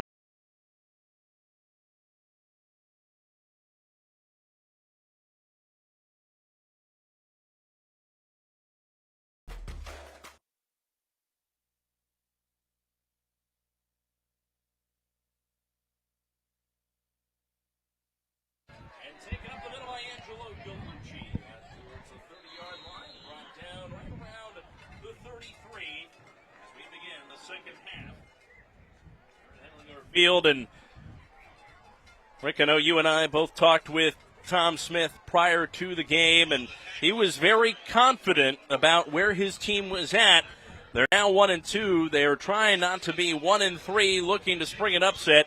And you and he spoke about how big this first drive is. I think it's a crucial drive for them to get something. Boy, a couple turnovers in that first half really hurt them, but that's what good teams do, like Richland. They get a turnover, they make you pay for it. And now 1st and 10 for McCort-Carroll from their own 23-yard line. And the first play is a give. Marquez Gordon gets some momentum, and he's out near midfield. Brought down just shy of the stripe. A 26-yard pickup. Good for a Pristo's first down. Well, we've seen that offensive line at times really assert themselves and open up some nice gaps and some nice holes for the running game. And a good start here in the second half. And I thought Marquez Gordon had a really good first half defensively. I thought he was all over the field for this McCourt team. Here's another look at it right here. You see the nice gap, and then it's probably about 10, maybe 15 yards after contact. He's a tough customer, and we remind you with that Pristo's first down for outdoor power equipment. Nobody cuts it like Pristo's. Faking the give this time is Baney. He'll take it himself and slams into the defender as he crosses the 40-yard line. Arnold McGarwa stays with it to make the tackle. That's good for 13 yards and another Pristo's first down. Well, they've come out here with a little chip on their shoulder in this second half, McCort-Carroll has. Well, we saw the Crushers able to sustain some drives, but they started so far back they weren't able to get into that plus territory and really make some hay. Now they're here on the first drive of the second half. 1st and 10 from the 38 of Richland, and Gordon gets the call again, but this time nowhere to go, and multiple Rams in on that stop, led by Cody Yeager. Joe Penna in there as well, and it's second down. Yeah, I think I was designed to go up the middle. He tried to bounce it to the outside. Probably is thinking now I should have just taken what I could get there, maybe a yard, get it back to the line of scrimmage, because he ended up losing a couple of yards on that play, trying to bounce it to the edge. And that may be the defensive player of the game so far, Cody Yeager, an interception and a fumble recovery already, in addition to multiple tackles. Man, he's been terrific. No question about that. So a loss of 2 on that last carry. 2nd down and 12. Gordon stays in the backfield and gets the call once again as D'Elia was the motion man, but Gordon carrying some guys with him. Down the field across the 35, and the pile doesn't go down till it reaches the 32. So gets back the yardage lost on the last play and then some. It'll be a 3rd and short coming up for the Crushers. Yeah, they're in 2-down territory here. See if they keep it on the ground, Joe. They've come out with a little chip, like I said, on their shoulder. They're running the football. That offensive line's getting a nice surge. And this is a big offensive line as well. They go 235, 265, 280, 250, 255. But this time slicing in, able to make the stop is Joe Penna. The senior linebacker shot the gap, knocks him back for a loss on the play. And now on 4th down, it'll be 4th and about 5. And this is a huge play for the Crushers. Boy, so many guys on this Richland team can step up and make a play for you on either side of the football. Right there it was Penna. Joe Penna has been a senior leader. 4 years he has been manning that defense for Richland. And on this 4th down, called a long 4. There'll be 3 receivers to the left, 1 to the right. And back to throw is Baney. Swings it out to Gordon, who juggles, and it's incomplete. Arnold McGarwa might have been the one to knock it away as Gordon tried to haul it in. But the pass is incomplete, and the turnover on downs gives it to Richland at the Rams 33. Yeah, 6 plays. They started their own 23. They drove it to about the, 32-yard line of Richland. Just could not bring that football in just off his fingertips.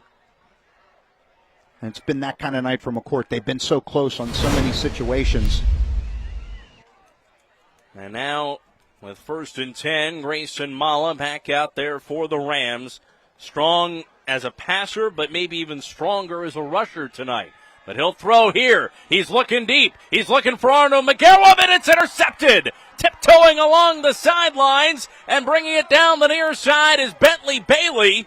And Bailey is back into Richland territory at the 33. So the Crushers, 1 play later, with their first takeaway of the night as Bentley Bailey with his first interception of the season. Right back where they just coughed it up on downs at the 33-yard line. And what a play that was by Bailey. Good coverage. Went up and got the football, high pointed it, brought it down, had some room down the sideline. And that's an achievement to out high point Arnold McGarwa for a ball. Yeah, no question about that, because he has some hops. And now Bailey in charge of the offense will actually spot him out at the 34. So nearly where they got the ball taken away on downs. And Bailey takes a hit as he throws. The pass incomplete off a few pairs of hands. But boy, oh boy, crashing in that time, Brody Hollis. And he laid a hit as Austin Yarnick among those that got his fingers on the football. We asked Brandon Bailey if any one of these defensive backs for Richland, who of course many of them the wide receivers, playmakers on offense, if any one of them was better than the other, and he could not pick out one that was more outstanding in coverage than the rest. 2nd down and 10. Still at the Richland 34. Bainey on the quarterback draw this time. Picks his way forward out near the 30-yard line. Brody Hollis made first contact. Cody Yeager there helped finish it off. A pickup of 4, and now 3rd and 6. Rick, do you believe this is, again, a 2-down situation? Absolutely. For the I think it absolutely has to be.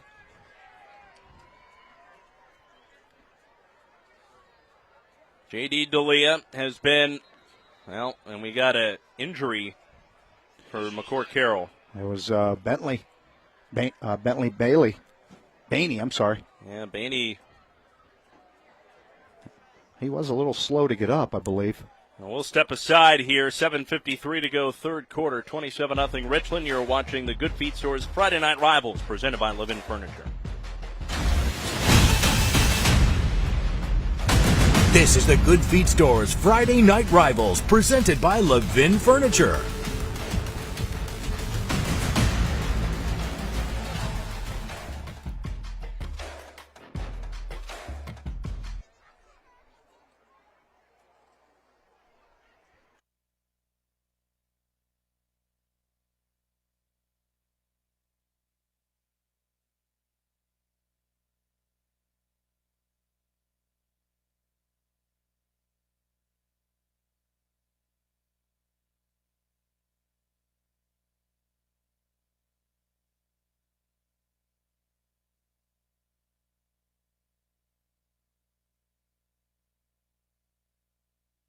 Copy that.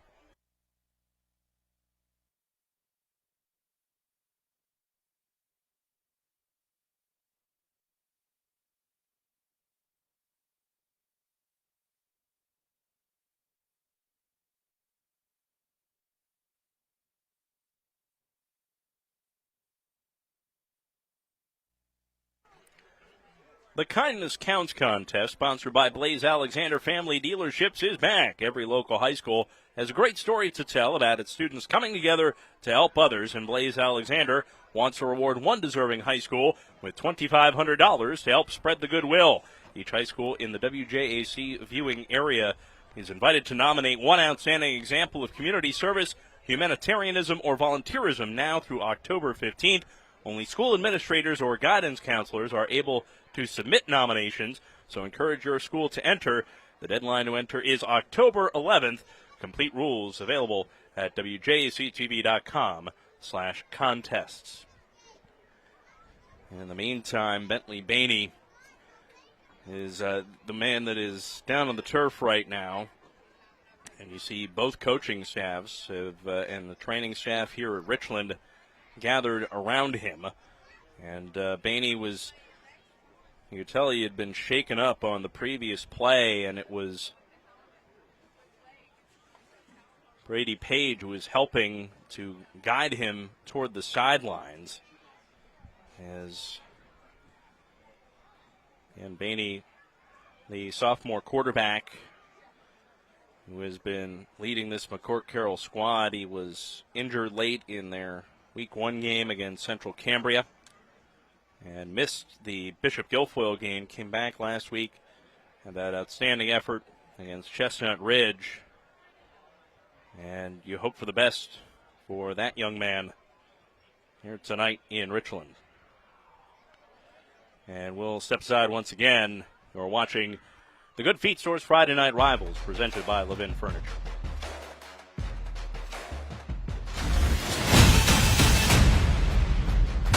This is the Good Feet Store's Friday Night Rivals, presented by Live-In Furniture.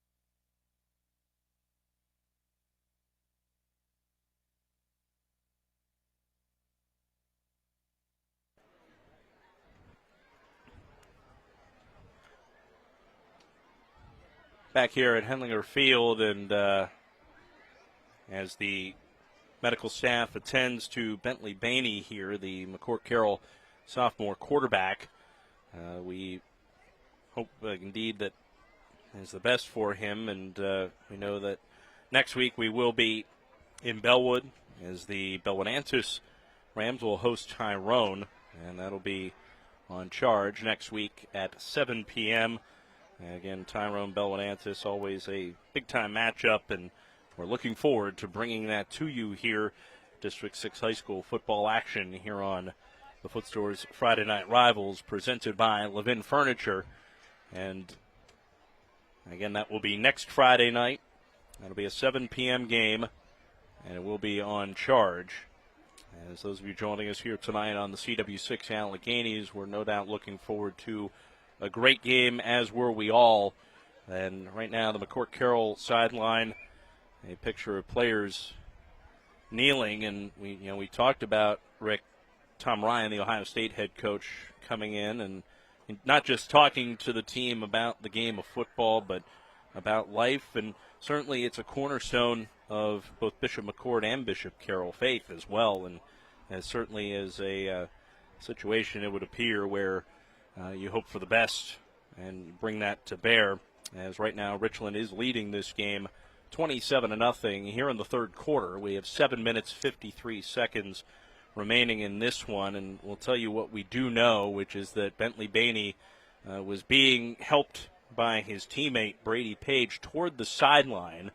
He went down on the turf, and the McCort-Carroll coaching staff was right there, the trainers as well, and then the Richland trainers came over. As you can see, the Richland players, and really so many of these players, I'm sure they have an understanding for one another, their friends, their neighbors outside of these two schools. And both teams, I think, are just wishing for the best. And hopefully, Joe, they're just doing this out of an abundance of caution. A lot of times they will do that, and hopefully that is indeed the case here. And right now, Bentley Bainey is on a stretcher, and he is giving a thumbs up to the crowd here. That certainly was a great sign. That young man just gave a thumbs up to the crowd. And as you said, Rick, and certainly that's a hope, an abundance of caution hopefully brought to bear here tonight. And both of these teams are going to come back and ready to play here with 7:53 to go in the third quarter.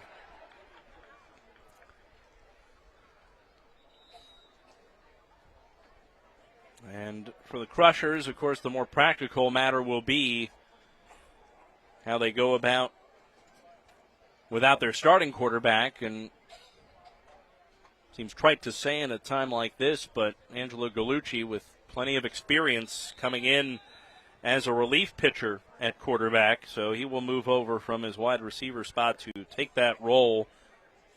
J.D. D'Elia there, the junior who has been the running back for much of this game. He's now going to be the slot man, and Gallucci, who has thrown for 102 yards, a touchdown, and 2 interceptions this year, will come in. He also spent time as the quarterback last season, and he's under duress on the first play. Gets the pass away to D'Elia, who is met immediately by Cody Yeager, who will make the stop for a big loss on the play. And now a Richland player is down.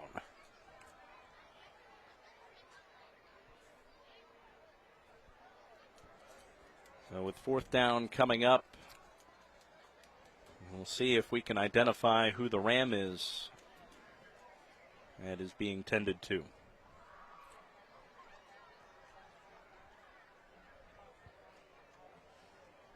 It'll be a little bit longer. I think the scoreboard pusher here in Richland will add a 1 to that yards to go column.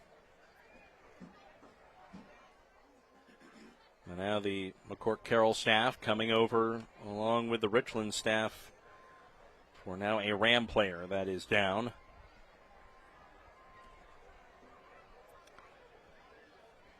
$7:15 to go here in the third quarter. And attention on the second straight play, and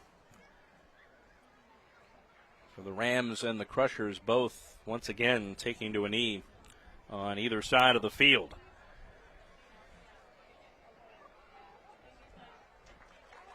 And good to see that the Ram is back up. He is back up on his feet, and it is Cody Yeager, who's been involved in so many plays tonight, particularly on the defensive end, an interception, a fumble recovery.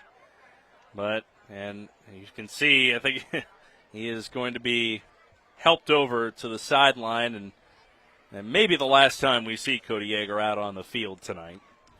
Again, probably out of that abundance of caution, error on the side of caution every time when you're talking about a young man and a potential injury.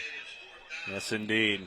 Well, after all that, 4th and 11 now for McCort-Carroll, but the score is 27-0 in favor of Richland, so the Crushers will go for it here on 4th and 11 from the Richland 35.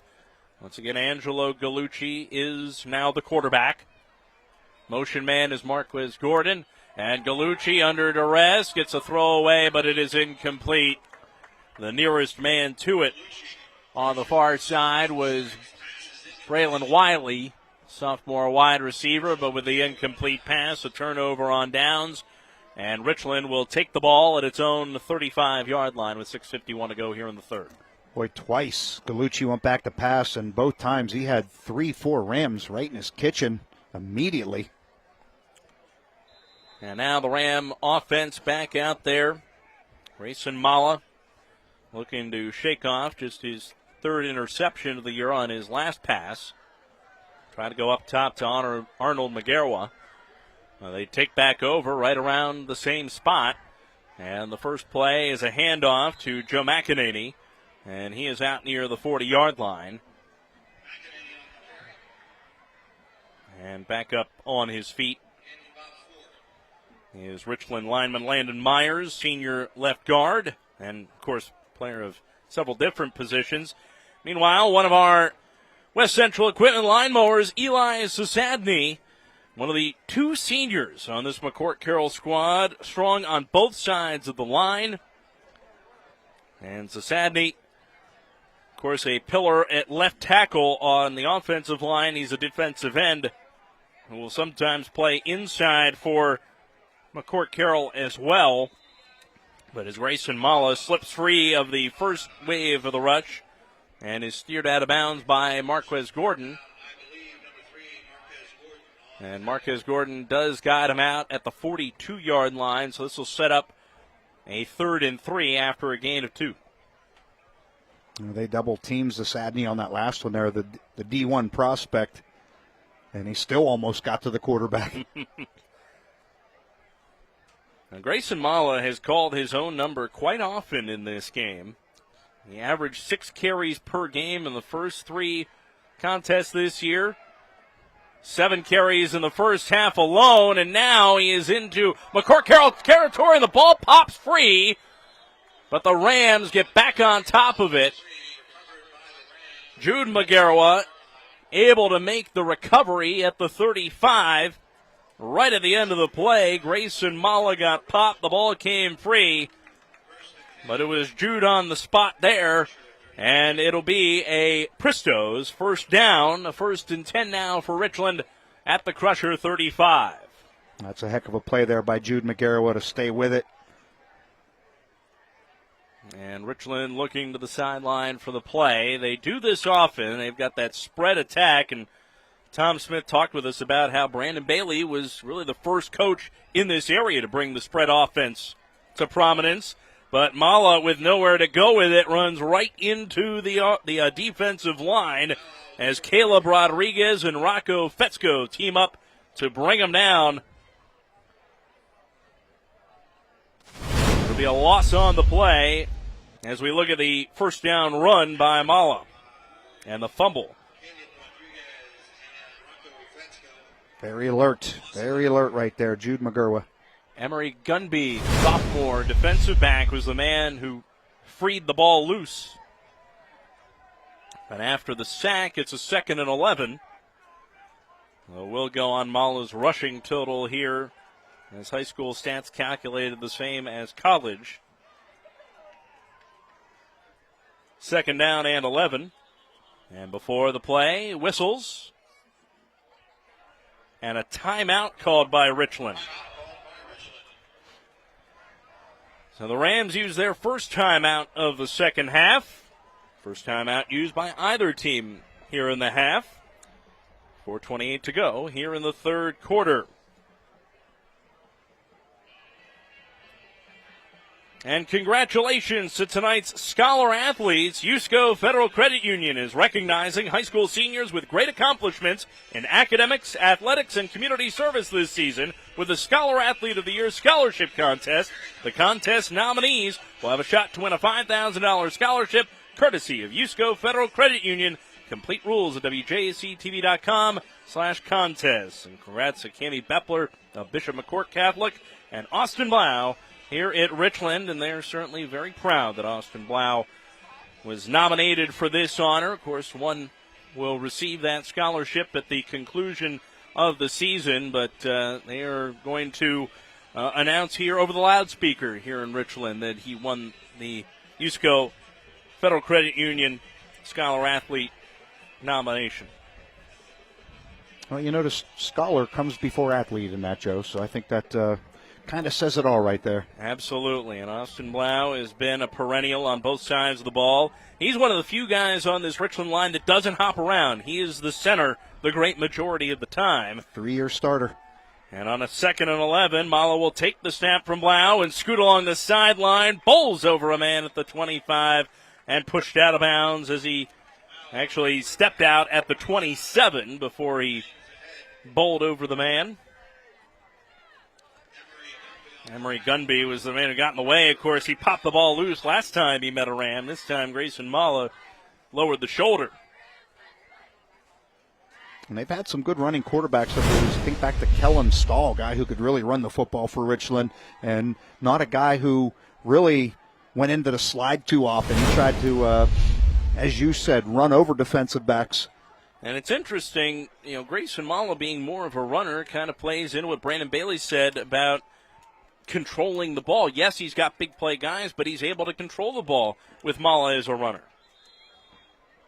And Mala again calls his own number and heads towards the 20-yard line, wrapped up and brought down by Brady Page, but good enough for a Pristo's first down.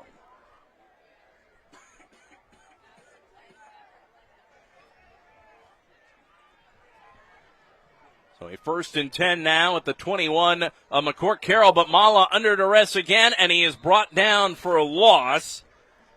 His forward progress eventually stopped by Rocco Fetzko, the junior defensive end. And Mala will see some yardage subtracted before that play. He had 14 carries for 89 yards in this one. That was just on the ground. Of course, he had that 59-yard touchdown toss to Austin Yarnick on the second play of the game, but Rocco Fetzko, another guy whose motor doesn't stop. Yeah, you love those guys on the defensive line that just go and go and go. They just keep coming after you and coming after you, and Fetzko's certainly one of those. After a loss of 6 on the sack, Mala rears the throw and fires complete, making the catch on a knee is Arnold Magarwa. And Magarwa has had some near receptions, but I believe that's his first actual catch tonight. Yeah, he's been targeted a few times. Some good plays by defenders on the McCort-Carroll side to defend some passes, but right there, that one right in the breadbasket.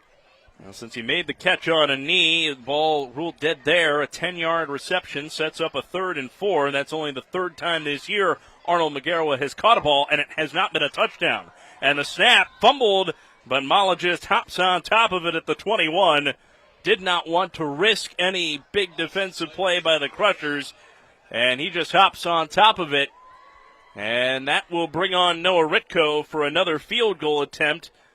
And you got to believe that that's another reason why Mala chose the very low-risk approach that time because he knows Ritko can still put points on the board. Yeah, when you have him stand on the sideline ready to go, you just make sure you keep it in his range, and this is well within his range. It's a 38-yard field goal attempt. Ritko's made 2 already from 29 and 39. This one wide to the left. So his previous, actually 31 and 39 were his makes, but this one a miss from 38. So it remains Richland 27, McCort-Carroll nothing with 1:59 to go here in the third quarter.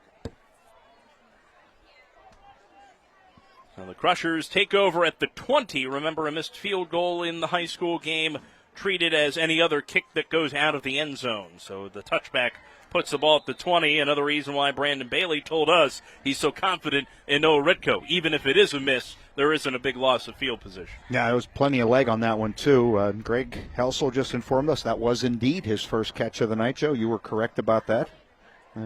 Targeted a few times, as we said, but first one he was able to haul in. And now Gallucci, the quarterback, once again.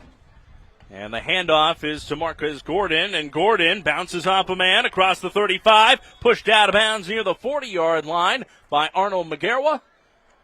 And he's actually ruled out at the 40, so a 20-yard pickup, good for a Pristo's first down.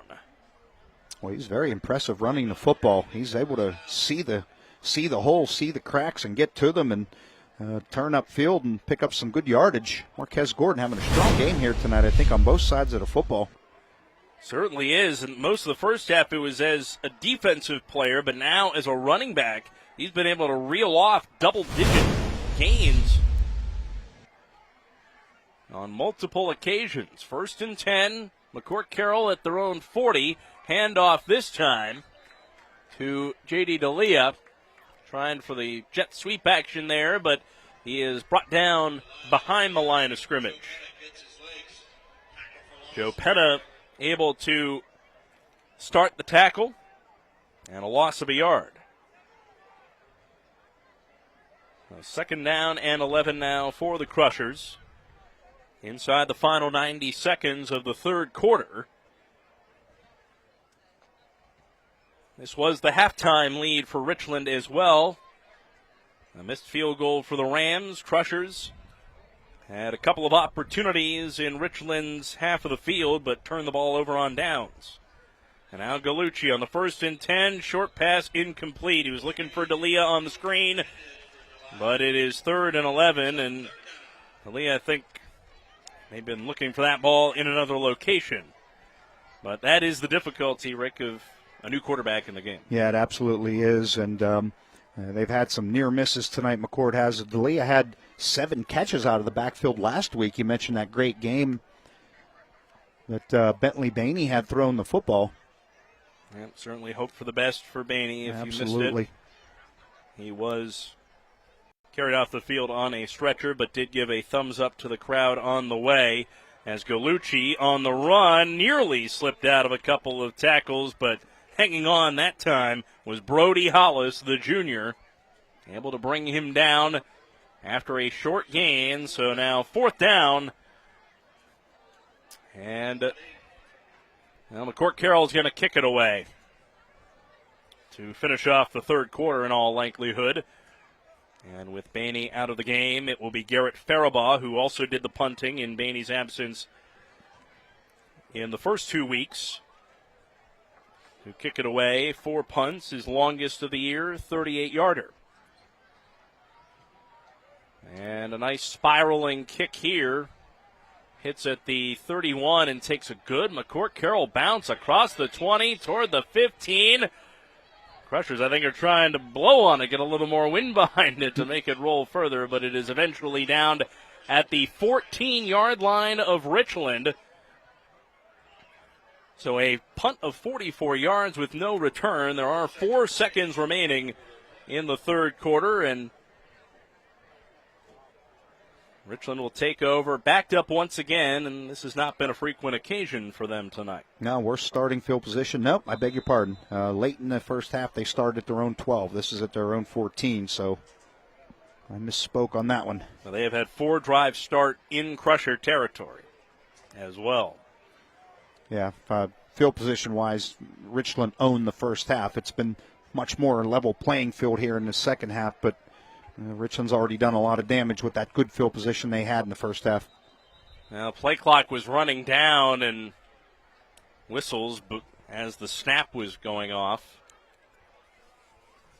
Let's see if John Daly. Prior to the snap infraction on the offense.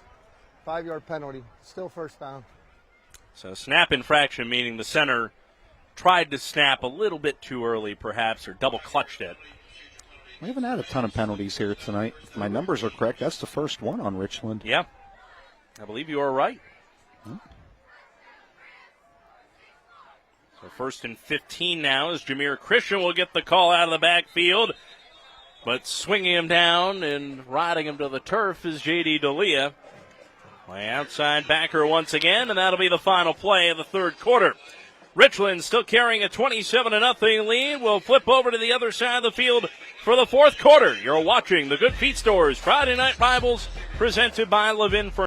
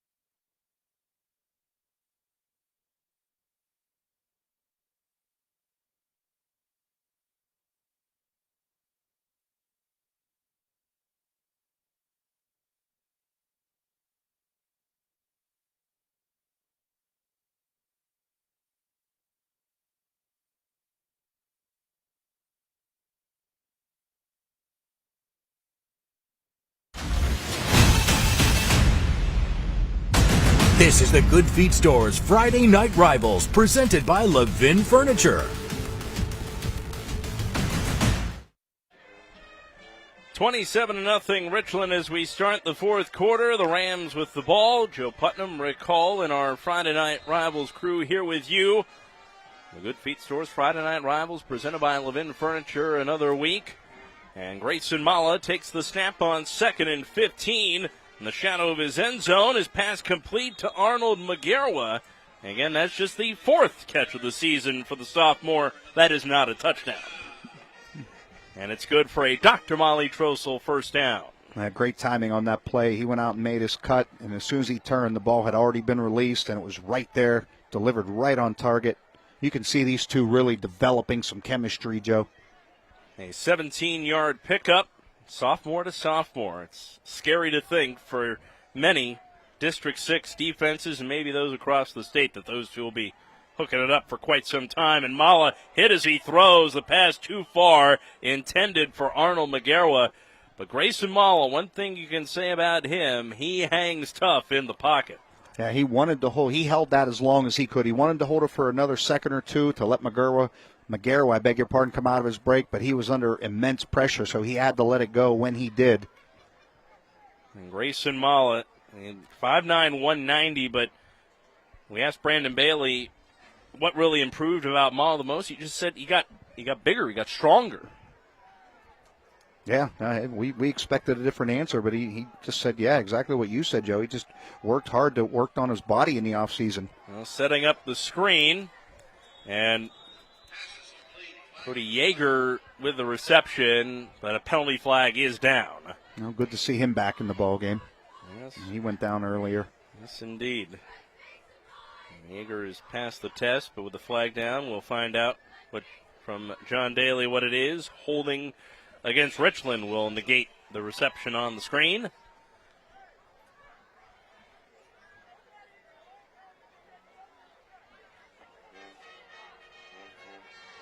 And we'll take another look at perhaps who the guilty party was.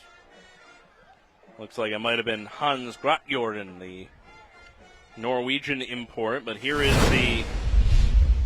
that was the second play of the game, a touchdown pass to Austin Yarnick. If you didn't see it then, I have the feeling you're going to see it after the game. We've had a lot of different Levin Furniture Play of the Game nominees, but that one is the leader in the clubhouse. Now a 2nd and 16 after the holding call, and Mala going up top, but it's intercepted. Picked off by Emery Gunby. As the pass led a little too far, and Gunby with a Levin Furniture Play of the Game nominee. Add that one to the list. Second takeaway of the night for the Crushers. And he's just back there playing center field, and that ball's a little bit overthrown, and Gunby able to reel it in. Second turnover of the night for the Rams, second interception. Marquez Gordon had one. Now Gunby with the other, as Yarnick was the intended receiver. And the Crushers in those vintage Bishop McCort uniforms. One half of the McCort-Carroll combine here. Although when you look at the roster, it is made up of mostly Bishop McCort students. But a 1st and 10 now at the Crusher 47. Angelo Gallucci with a pass, and it's complete. Making the catch in traffic is J.D. D'Elia, and he's out across the Richland 40-yard line for a Dr. Molly Trossel first down. Yeah, nice-looking play right there. Good timing play. 14-yard pickup. I'd say it's pitch and catch, but usually don't have that many bodies draped over the quarterback or hanging it on the receiver.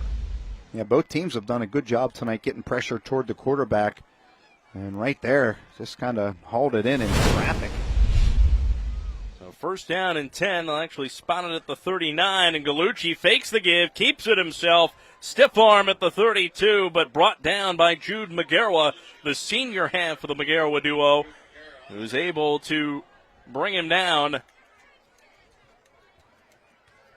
after a 9-yard pickup.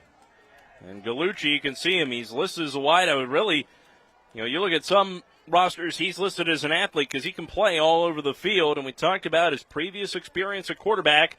He threw the winning touchdown pass for the Crushers to beat Central Cambria to start off the season. And now the give to Marquez Gordon. And Gordon is headed toward the end zone. Ball comes loose, but he's out of bounds at the 2-yard line before he lost control of the ball. Otherwise, that might have been a touchback. But it will be a Dr. Molly Trossel first down, a 1st and goal now. They spot him out at the 3. And Marquez Gordon, once again, Rick, reeling off a double-digit yardage game. Yeah, he's been terrific here tonight running the football in this second half. And as you said, Joe, he's lucky he stepped out of bounds. If he didn't and he lost that football, that would have been a touchback and a turnover. Well, he has good vision. He's always able to find that hole and get through it. Gallucci will go under center, but movement up front. And Richland pointing at the left tackle, Eli Zazadny. Well, just when McCourt takes a big step forward, they seem to manage to take one back. Yep, a 5-yard penalty for the false start. And now it'll be 1st and goal from the 8. Well, Gordon, 6 carries, 69 yards. He's averaging double digits per carry. 11.5 to be precise. I'm surprised I did that math in my head as quickly as I didn't even try.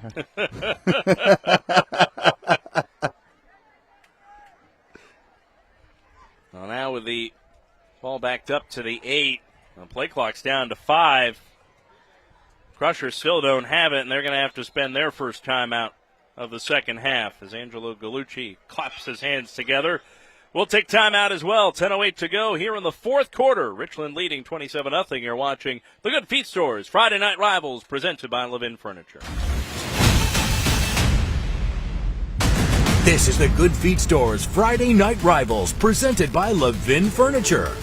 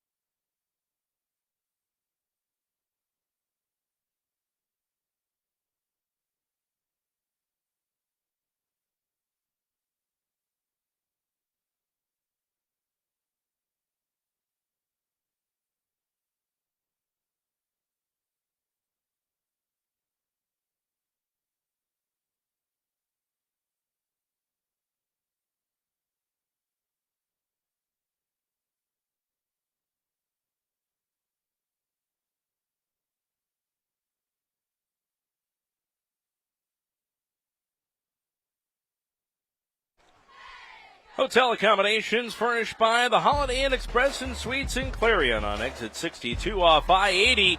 For making a reservation today, call 814-223-4010. After the McCort-Carroll timeout, it is first and goal for the Crushers at the Richland 8-yard line. They were at the 3, backed up by the false start. But now the opportunity to reset, bunching 3 receivers to the near side. But the give is to the near side to Gordon, trying to find the edge, and Gordon wrestled down at the 5 by Austin Yarnick. He's been an offensive producer tonight, but showing he can hold the edge as the cornerback as well. Yeah, that's a good tackle right there in the open field. So a 3-yard pickup, one of the few times Marcus Gordon has carried the ball tonight that hasn't gone for 10 or more yards, which a lot of coaches will say a rushing play of 10 or more yards is definitely a splash play in their books. Oh, absolutely. That's not staying on schedule, Joe. That's racing way ahead. Second and goal from the 5. Page is the motion man. Gallucci taking the snap, and he will go nowhere thanks to Brody Hollis. He was able to sidestep the first 2 Rams, but Hollis swallows him up for a loss on the play. Now, he did everything he could to try to elude the pressure there, but he never saw Hollis coming, and boy, that penalty looming large pushed him back 5 yards. Yeah, it would have been first and goal, and we saw Gallucci come up to the line as if he were going to sneak it from 3 yards out. No doubt he could, but now on this sack, a loss of 9. Yeah, he just never saw him. Hollis coming in, according to the Rams stats, without a sack this year. So that, I believe, will go as his first. And now a 3rd and goal from the 14. And Gallucci under duress again, but gets the pass away, looking for perhaps a tunnel screen. Well, that one gets stopped pretty quickly. And that's exactly what that was, Joe. They had trip receivers to the wide side of the field, and they were trying to run that underneath screen, and I think Richland knew it was coming, and they defended it very well. Nick Dresick was the receiver. He got a yard. So now it is 4th and goal at the 13, but with the margin as it is, no tomorrow for the Crushers here. They're going to go for it.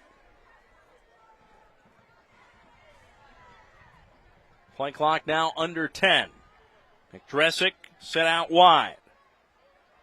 4th and goal from the 13. The give is to Page. He slips past one man, but Brody Hollis comes up with the tackle. And a 5-yard pickup, but short of the goal line, and another turnover on down sends it back to Richland. 3rd time on 4 possessions in this second half they've turned it over on downs. Well, so many things McCort-Carroll, you look at the score and say, McCort-Carroll might not have it. Well, guess what? They have come so close so often, and you can even point at that, Rick. 3 turnovers on downs in Richland territory. That one deep in Richland territory, not able to come away with points. And if those 3 drives turn out to be touchdowns, this is a much different ball game. Yeah, there's going to be a lot of what-ifs after this game, I think. Grayson Mala staying in at quarterback. And a handoff on 1st and 10 from his own 8-yard line. As the ball carrier on that occasion, a new man on the field, Braden Nepper, junior running back. His first carry of the night. And we talked about it, Joe, the McCourt youth. There's a lot of youth on this team. Only 2 seniors on the entire roster. I think that's all part of the maturation and learning how to win process that they're going through right now. So close to getting back to a 500 season last year. Double overtime loss to Phillipsburg Osceola at the very end of the season. But, of course, that was after a slow start to the year. And while the Crushers are 1-3, you can definitely, are likely to be 1-3, you can definitely tell they have still made great strides once again under Tom Smith. Learning how to win will likely be a theme for them for the second half of this year. Yeah, I don't think there's any question about that. And you learn from these things. Mason Mala's pass complete to Arnold Magarwa, who makes the catch on a knee, so down right away as he makes the grab. A 7-yard pickup. That'll bring up 4th down, and so Noah Ritko and the punt team will come on.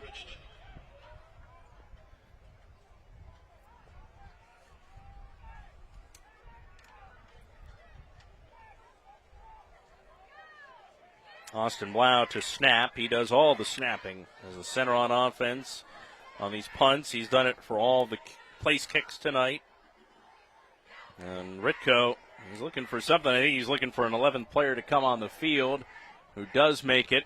And it'll be Christian, who has to hustle to the far side now. Play clock down to 1, but they get the snap away. And Ritko gets the kick away.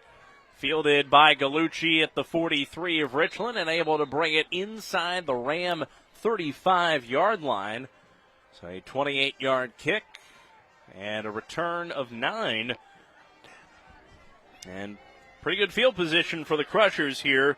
Time may be short. 5:25 might not be enough time with a 27-point deficit.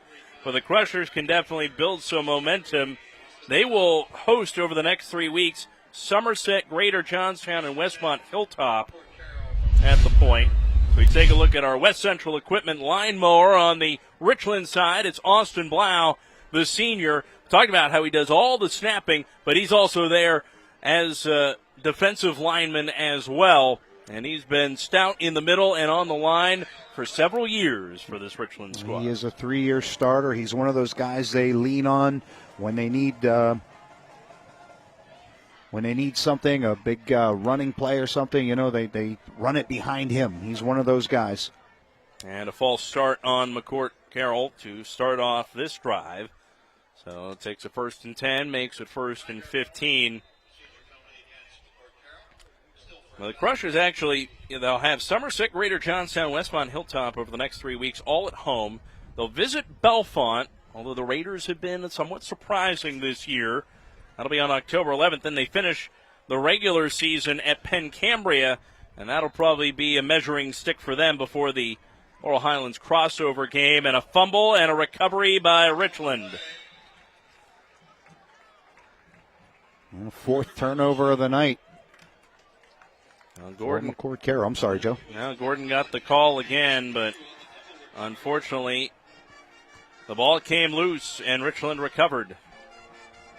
You see him hobbling a little bit. That cannot be a great sign for the Crushers. They've seen quite enough of that today. With 5:13 to go here in the 4th, it's Richland ball once again. And winning the turnover battle 4-2 here tonight. Mala remains the quarterback. Nepper the back. Might have been in motion there at the snap, but play continues. Mala will keep it himself out to the 45.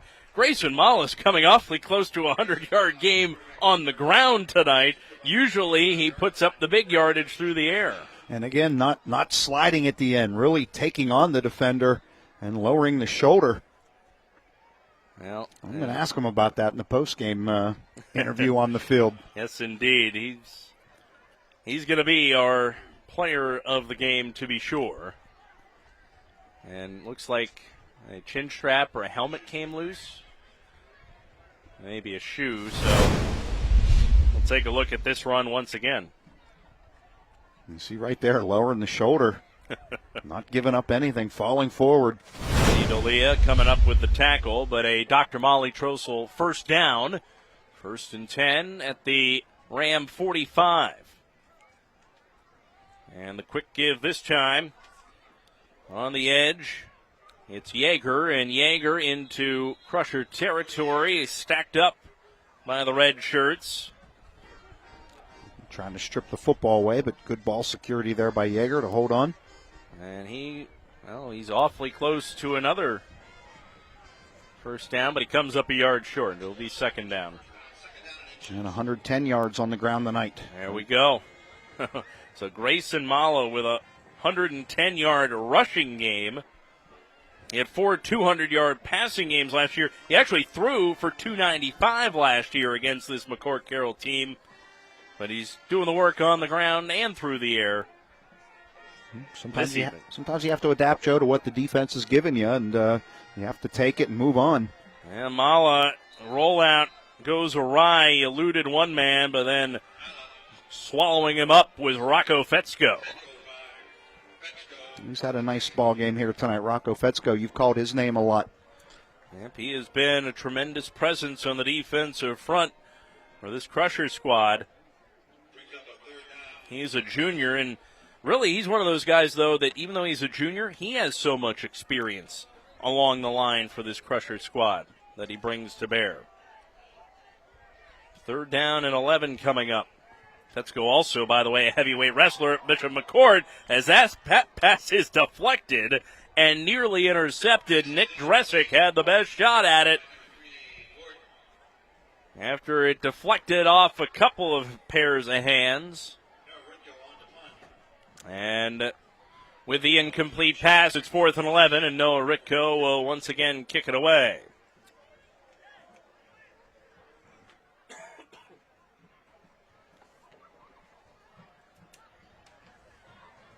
Now Ritko with a little bit of a shorter punt last time.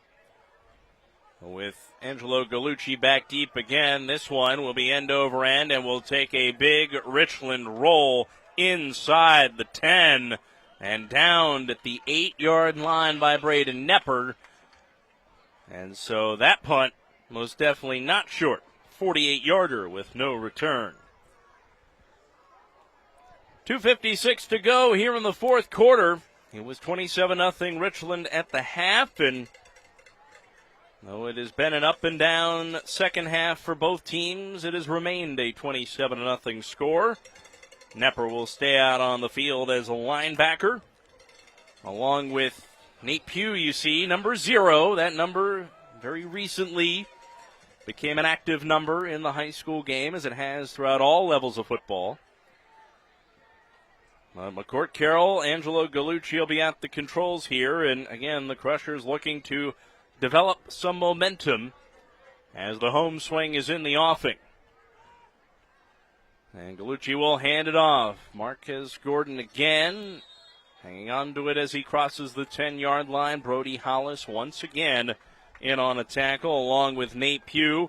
For Richland, meanwhile, they will be at home next week against Forest Hills here. That should be a good one.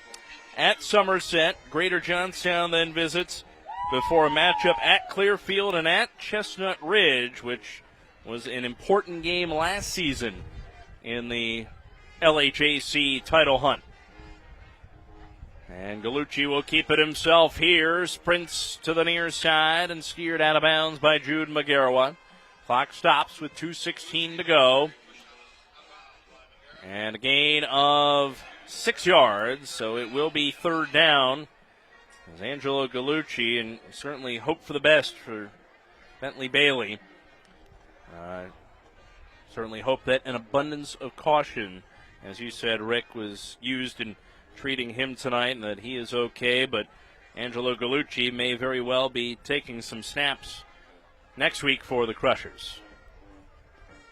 And he hands it off this time, is carrying a few guys with him, is Marcus Gordon. And maybe another find is Gordon did not see much action as a rusher the first 3 weeks, but he, in the start of the second half when Bainey was still in the ball game, he started to rip off some big gains against this Richland defense. Now, I think they found a legitimate weapon here because this is a good Richland defense, as you just alluded to, and he's had a good night running the football. That's good for a Dr. Molly Trossel first down as well. So a 1st and 10 for McCort-Carroll at their own 24. Gallucci back to throw, and the pass incomplete. He was looking for Brady Page. 2nd down and 10 as the clock stops with 1:37 to go. And Rick, I think we pretty much decided sometimes it's a long time to decide, but not for this one. You'll be talking to Grayson Mala down there, and we'll be seeing Mala's touchdown pass to Austin Yarnick on the second play of the game as our Levin Furniture play of the game. I'm going to ask him about that play, and I'm going to ask him about his running the football tonight. And if Brandon Bailey ever says, hey, young man, you got to learn how to slide. You don't have to run over every defensive back every time. Well, 110 yards of rushing in the game as the handoff goes to Gordon once again. He is stacked up, driven back. And making the play there was Lane Lucas, who sees a lot of time on the offensive line. A 3rd and 9 coming up from McCort-Carroll. They will go to 1-3 on the season. Richland keeps on moving after an opening week loss to Pencambria. They'll go to 3-1 on the year. And again, they'll be hosting Forest Hills next week. McCort-Carroll hosts Somerset. In the final minute of play here in the fourth quarter, Angelo Gallucci takes the snap on 3rd and 9, scrambling around. He throws, and it's intercepted. And picked up by Jameer Christian, and he's going to take this back to the house for a Richland touchdown. Well, Christian's been so close all night, too, to making a big play. And right there, he just jumped the route, and he was gone. What a play by Jameer Christian. Called his name a lot tonight. He's been right on the fringe of making that big play, and he finally was able to make it. Jameer Christian with a pick 6. His first interception of the year, the 5th takeaway tonight for Richland. Kind of the exclamation point, Joe, if you will. Absolutely. And Noah Ritko on for the PAT. He is perfect on extra points tonight. 2 for 3 on field goals. 4 more touchbacks on the ledger. And he splits the sticks here as Jameer Christian, as Rick said, puts the exclamation point on this one for Richland tonight.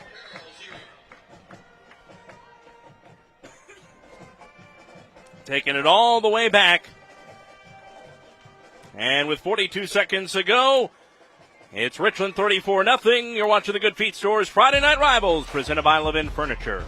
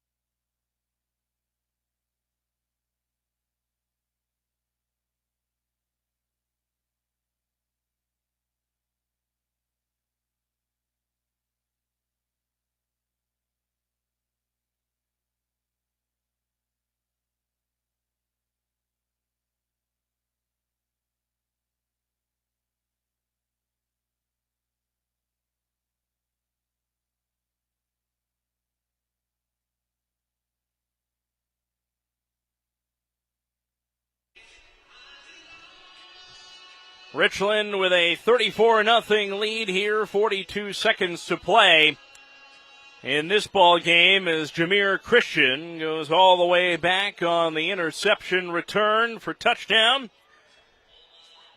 And the Rams will go to 3-1 this season. Rick Hall getting set to talk to the victors after this one in their Stars and Stripes jerseys, which we're told raised over $2,000 for the Veterans Community Initiative here in the area, VCI. So kudos to Richland here on a Salute to Heroes night on that achievement as the kickoff once again goes into the end zone. That's 5 tonight for Mr. Ritko. Meanwhile, for McCort-Carroll, there will be other days, and you can tell this is a program that has made great strides. Head coach Tom Smith telling us before the game they came in tonight. They've come in before and thought, well, if we can just put up a good effort. But they came in tonight expecting to win. Unfortunately, things went against them early on. Touchdown pass on the second play of the game. Losing their starting quarterback tonight, Bentley Bailey, and we certainly hope he will be all right. They will fight as they have, and wearing those vintage Bishop McCort jerseys. Of course, they're in the co-op now with Bishop Carroll is the short gain by Cole Wyant. Actually, no gain on the play. He'll be marked down right around the line of scrimmage. But Wyant, number 13. You look at this McCort-Carroll team, it's a young team. Again, only 2 seniors on this team, both on the line. Wyant, a junior. Gallucci, who is taken over as the quarterback, a junior. Garrett Faribaugh, who we did not talk about a whole lot in this game, but has been a weapon in the McCort-Carroll arsenal this year as an athlete, also a junior. That's the final play of the game. And Richland pitches the shutout tonight, downing McCort-Carroll Catholic by the final score of 34-0.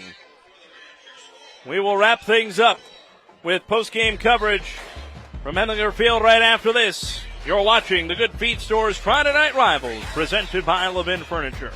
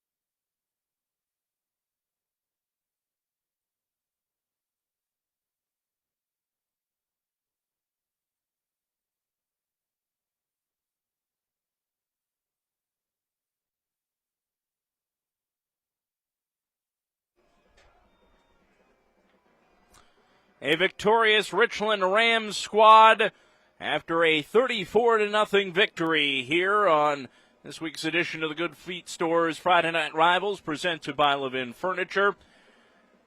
And as the Rams celebrate this victory, we go with the Levin Furniture play of the game. And in fact, it happened very early on in this one. As the second play of the night, Grayson Mala steps back. He's one downfield, and Austin Yarnick, one of the playmakers, does the rest. The senior goes to the house, 59 yards, and that set the tone for Richland tonight as they end up going the distance, pitching the shutout defensively, but putting up several big plays tonight as well, as has been their trademark to a dominant run here through District 6 through the years. Their 70th victory in the last 7 seasons, and head coach Brandon Bailey and the Richland squad very happy, as it looks like Rick Hull is down on the field right now with Grayson Mala. Rick? The game, Grayson Mala. Grayson, I'll give this to you in a couple seconds here. Last year, you threw for almost 300 yards. You did it with your arm against McCourt. Tonight, you did it on the ground. Was that just what the defense gave you? The defense gave me. My linemen, they played hard. They play their hardest every single game for me. So my appreciation goes to them. Great play calls and great blocking on the perimeter also. So I'm just thankful for everybody on the team. One of the things I saw from you tonight is you finish your runs. You lowered the shoulder a lot. Does Coach Bailey ever say, hey, young man, learn how to slide? Yeah, I get that a lot from a lot of, like, Coach Regan, Coach Bailey, but it's just, I don't know, I love over people, so it's just what I do. I don't like to slide or go out of bounds, so it's just what I do. As a young quarterback, how good is it to have all these weapons around you, these offensive weapons you have that you can distribute the football to? It's awesome. Like Jude, Austin, Arnold, Jameer, they're all great athletes. We have so much chemistry. Like me and Arnold, we've been playing together since a young age, so it's just our timing's there. Like we just push each other every single day, and it's a great component to our team. All right, last question. Give a shout out to the defense pitching the shutout tonight. Played great. Talk about what the defense did tonight. Absolutely. I mean, our defense, they started the second half. I mean, it started out slow, but our defense at Goose Egg is always good. I mean, the chances of winning a game when they have 0 points are fantastic. So I'm super appreciative for them. But yeah, absolutely. But I'm so thankful for all of them. They all play super hard. Birdie Hollis, all of them. They're beasts. I appreciate all of them. Well, I appreciate you taking the time. You're a player of the game. And for you guys, the Richland Rams, it's our Friday Night Rivals Champions Trophy brought to you by the Good Feet Store and RPM Signs. Good luck the rest of the way, guys, and thank you.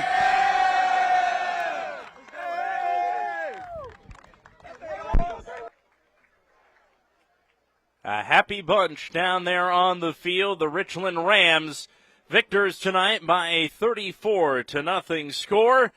And they go to 3-1 this season in the Laurel Highlands Athletic Conference, looking to perhaps bring the Laurel Highlands Athletic Conference championship game back here. Remember, the West Division winner will be the host for that championship game coming up just 5 weeks from tonight. So here at Friday Night Rivals, we bid you adieu. For Rick Hull and for our entire Friday Night Rivals crew, I'm Joe Putnam.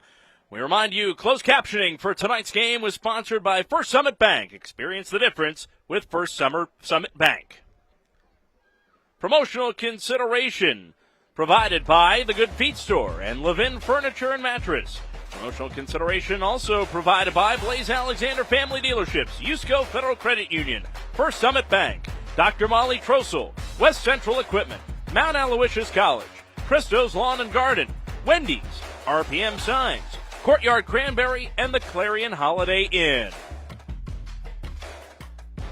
Friday Night Rivals is a production of Sports Fever Television Network for Sinclair Broadcasting Group. For more information, go to sportsfevertv.net. Copyright WJC-TV, Sinclair Television of Fresno, LLC, a member of the Sinclair Broadcasting.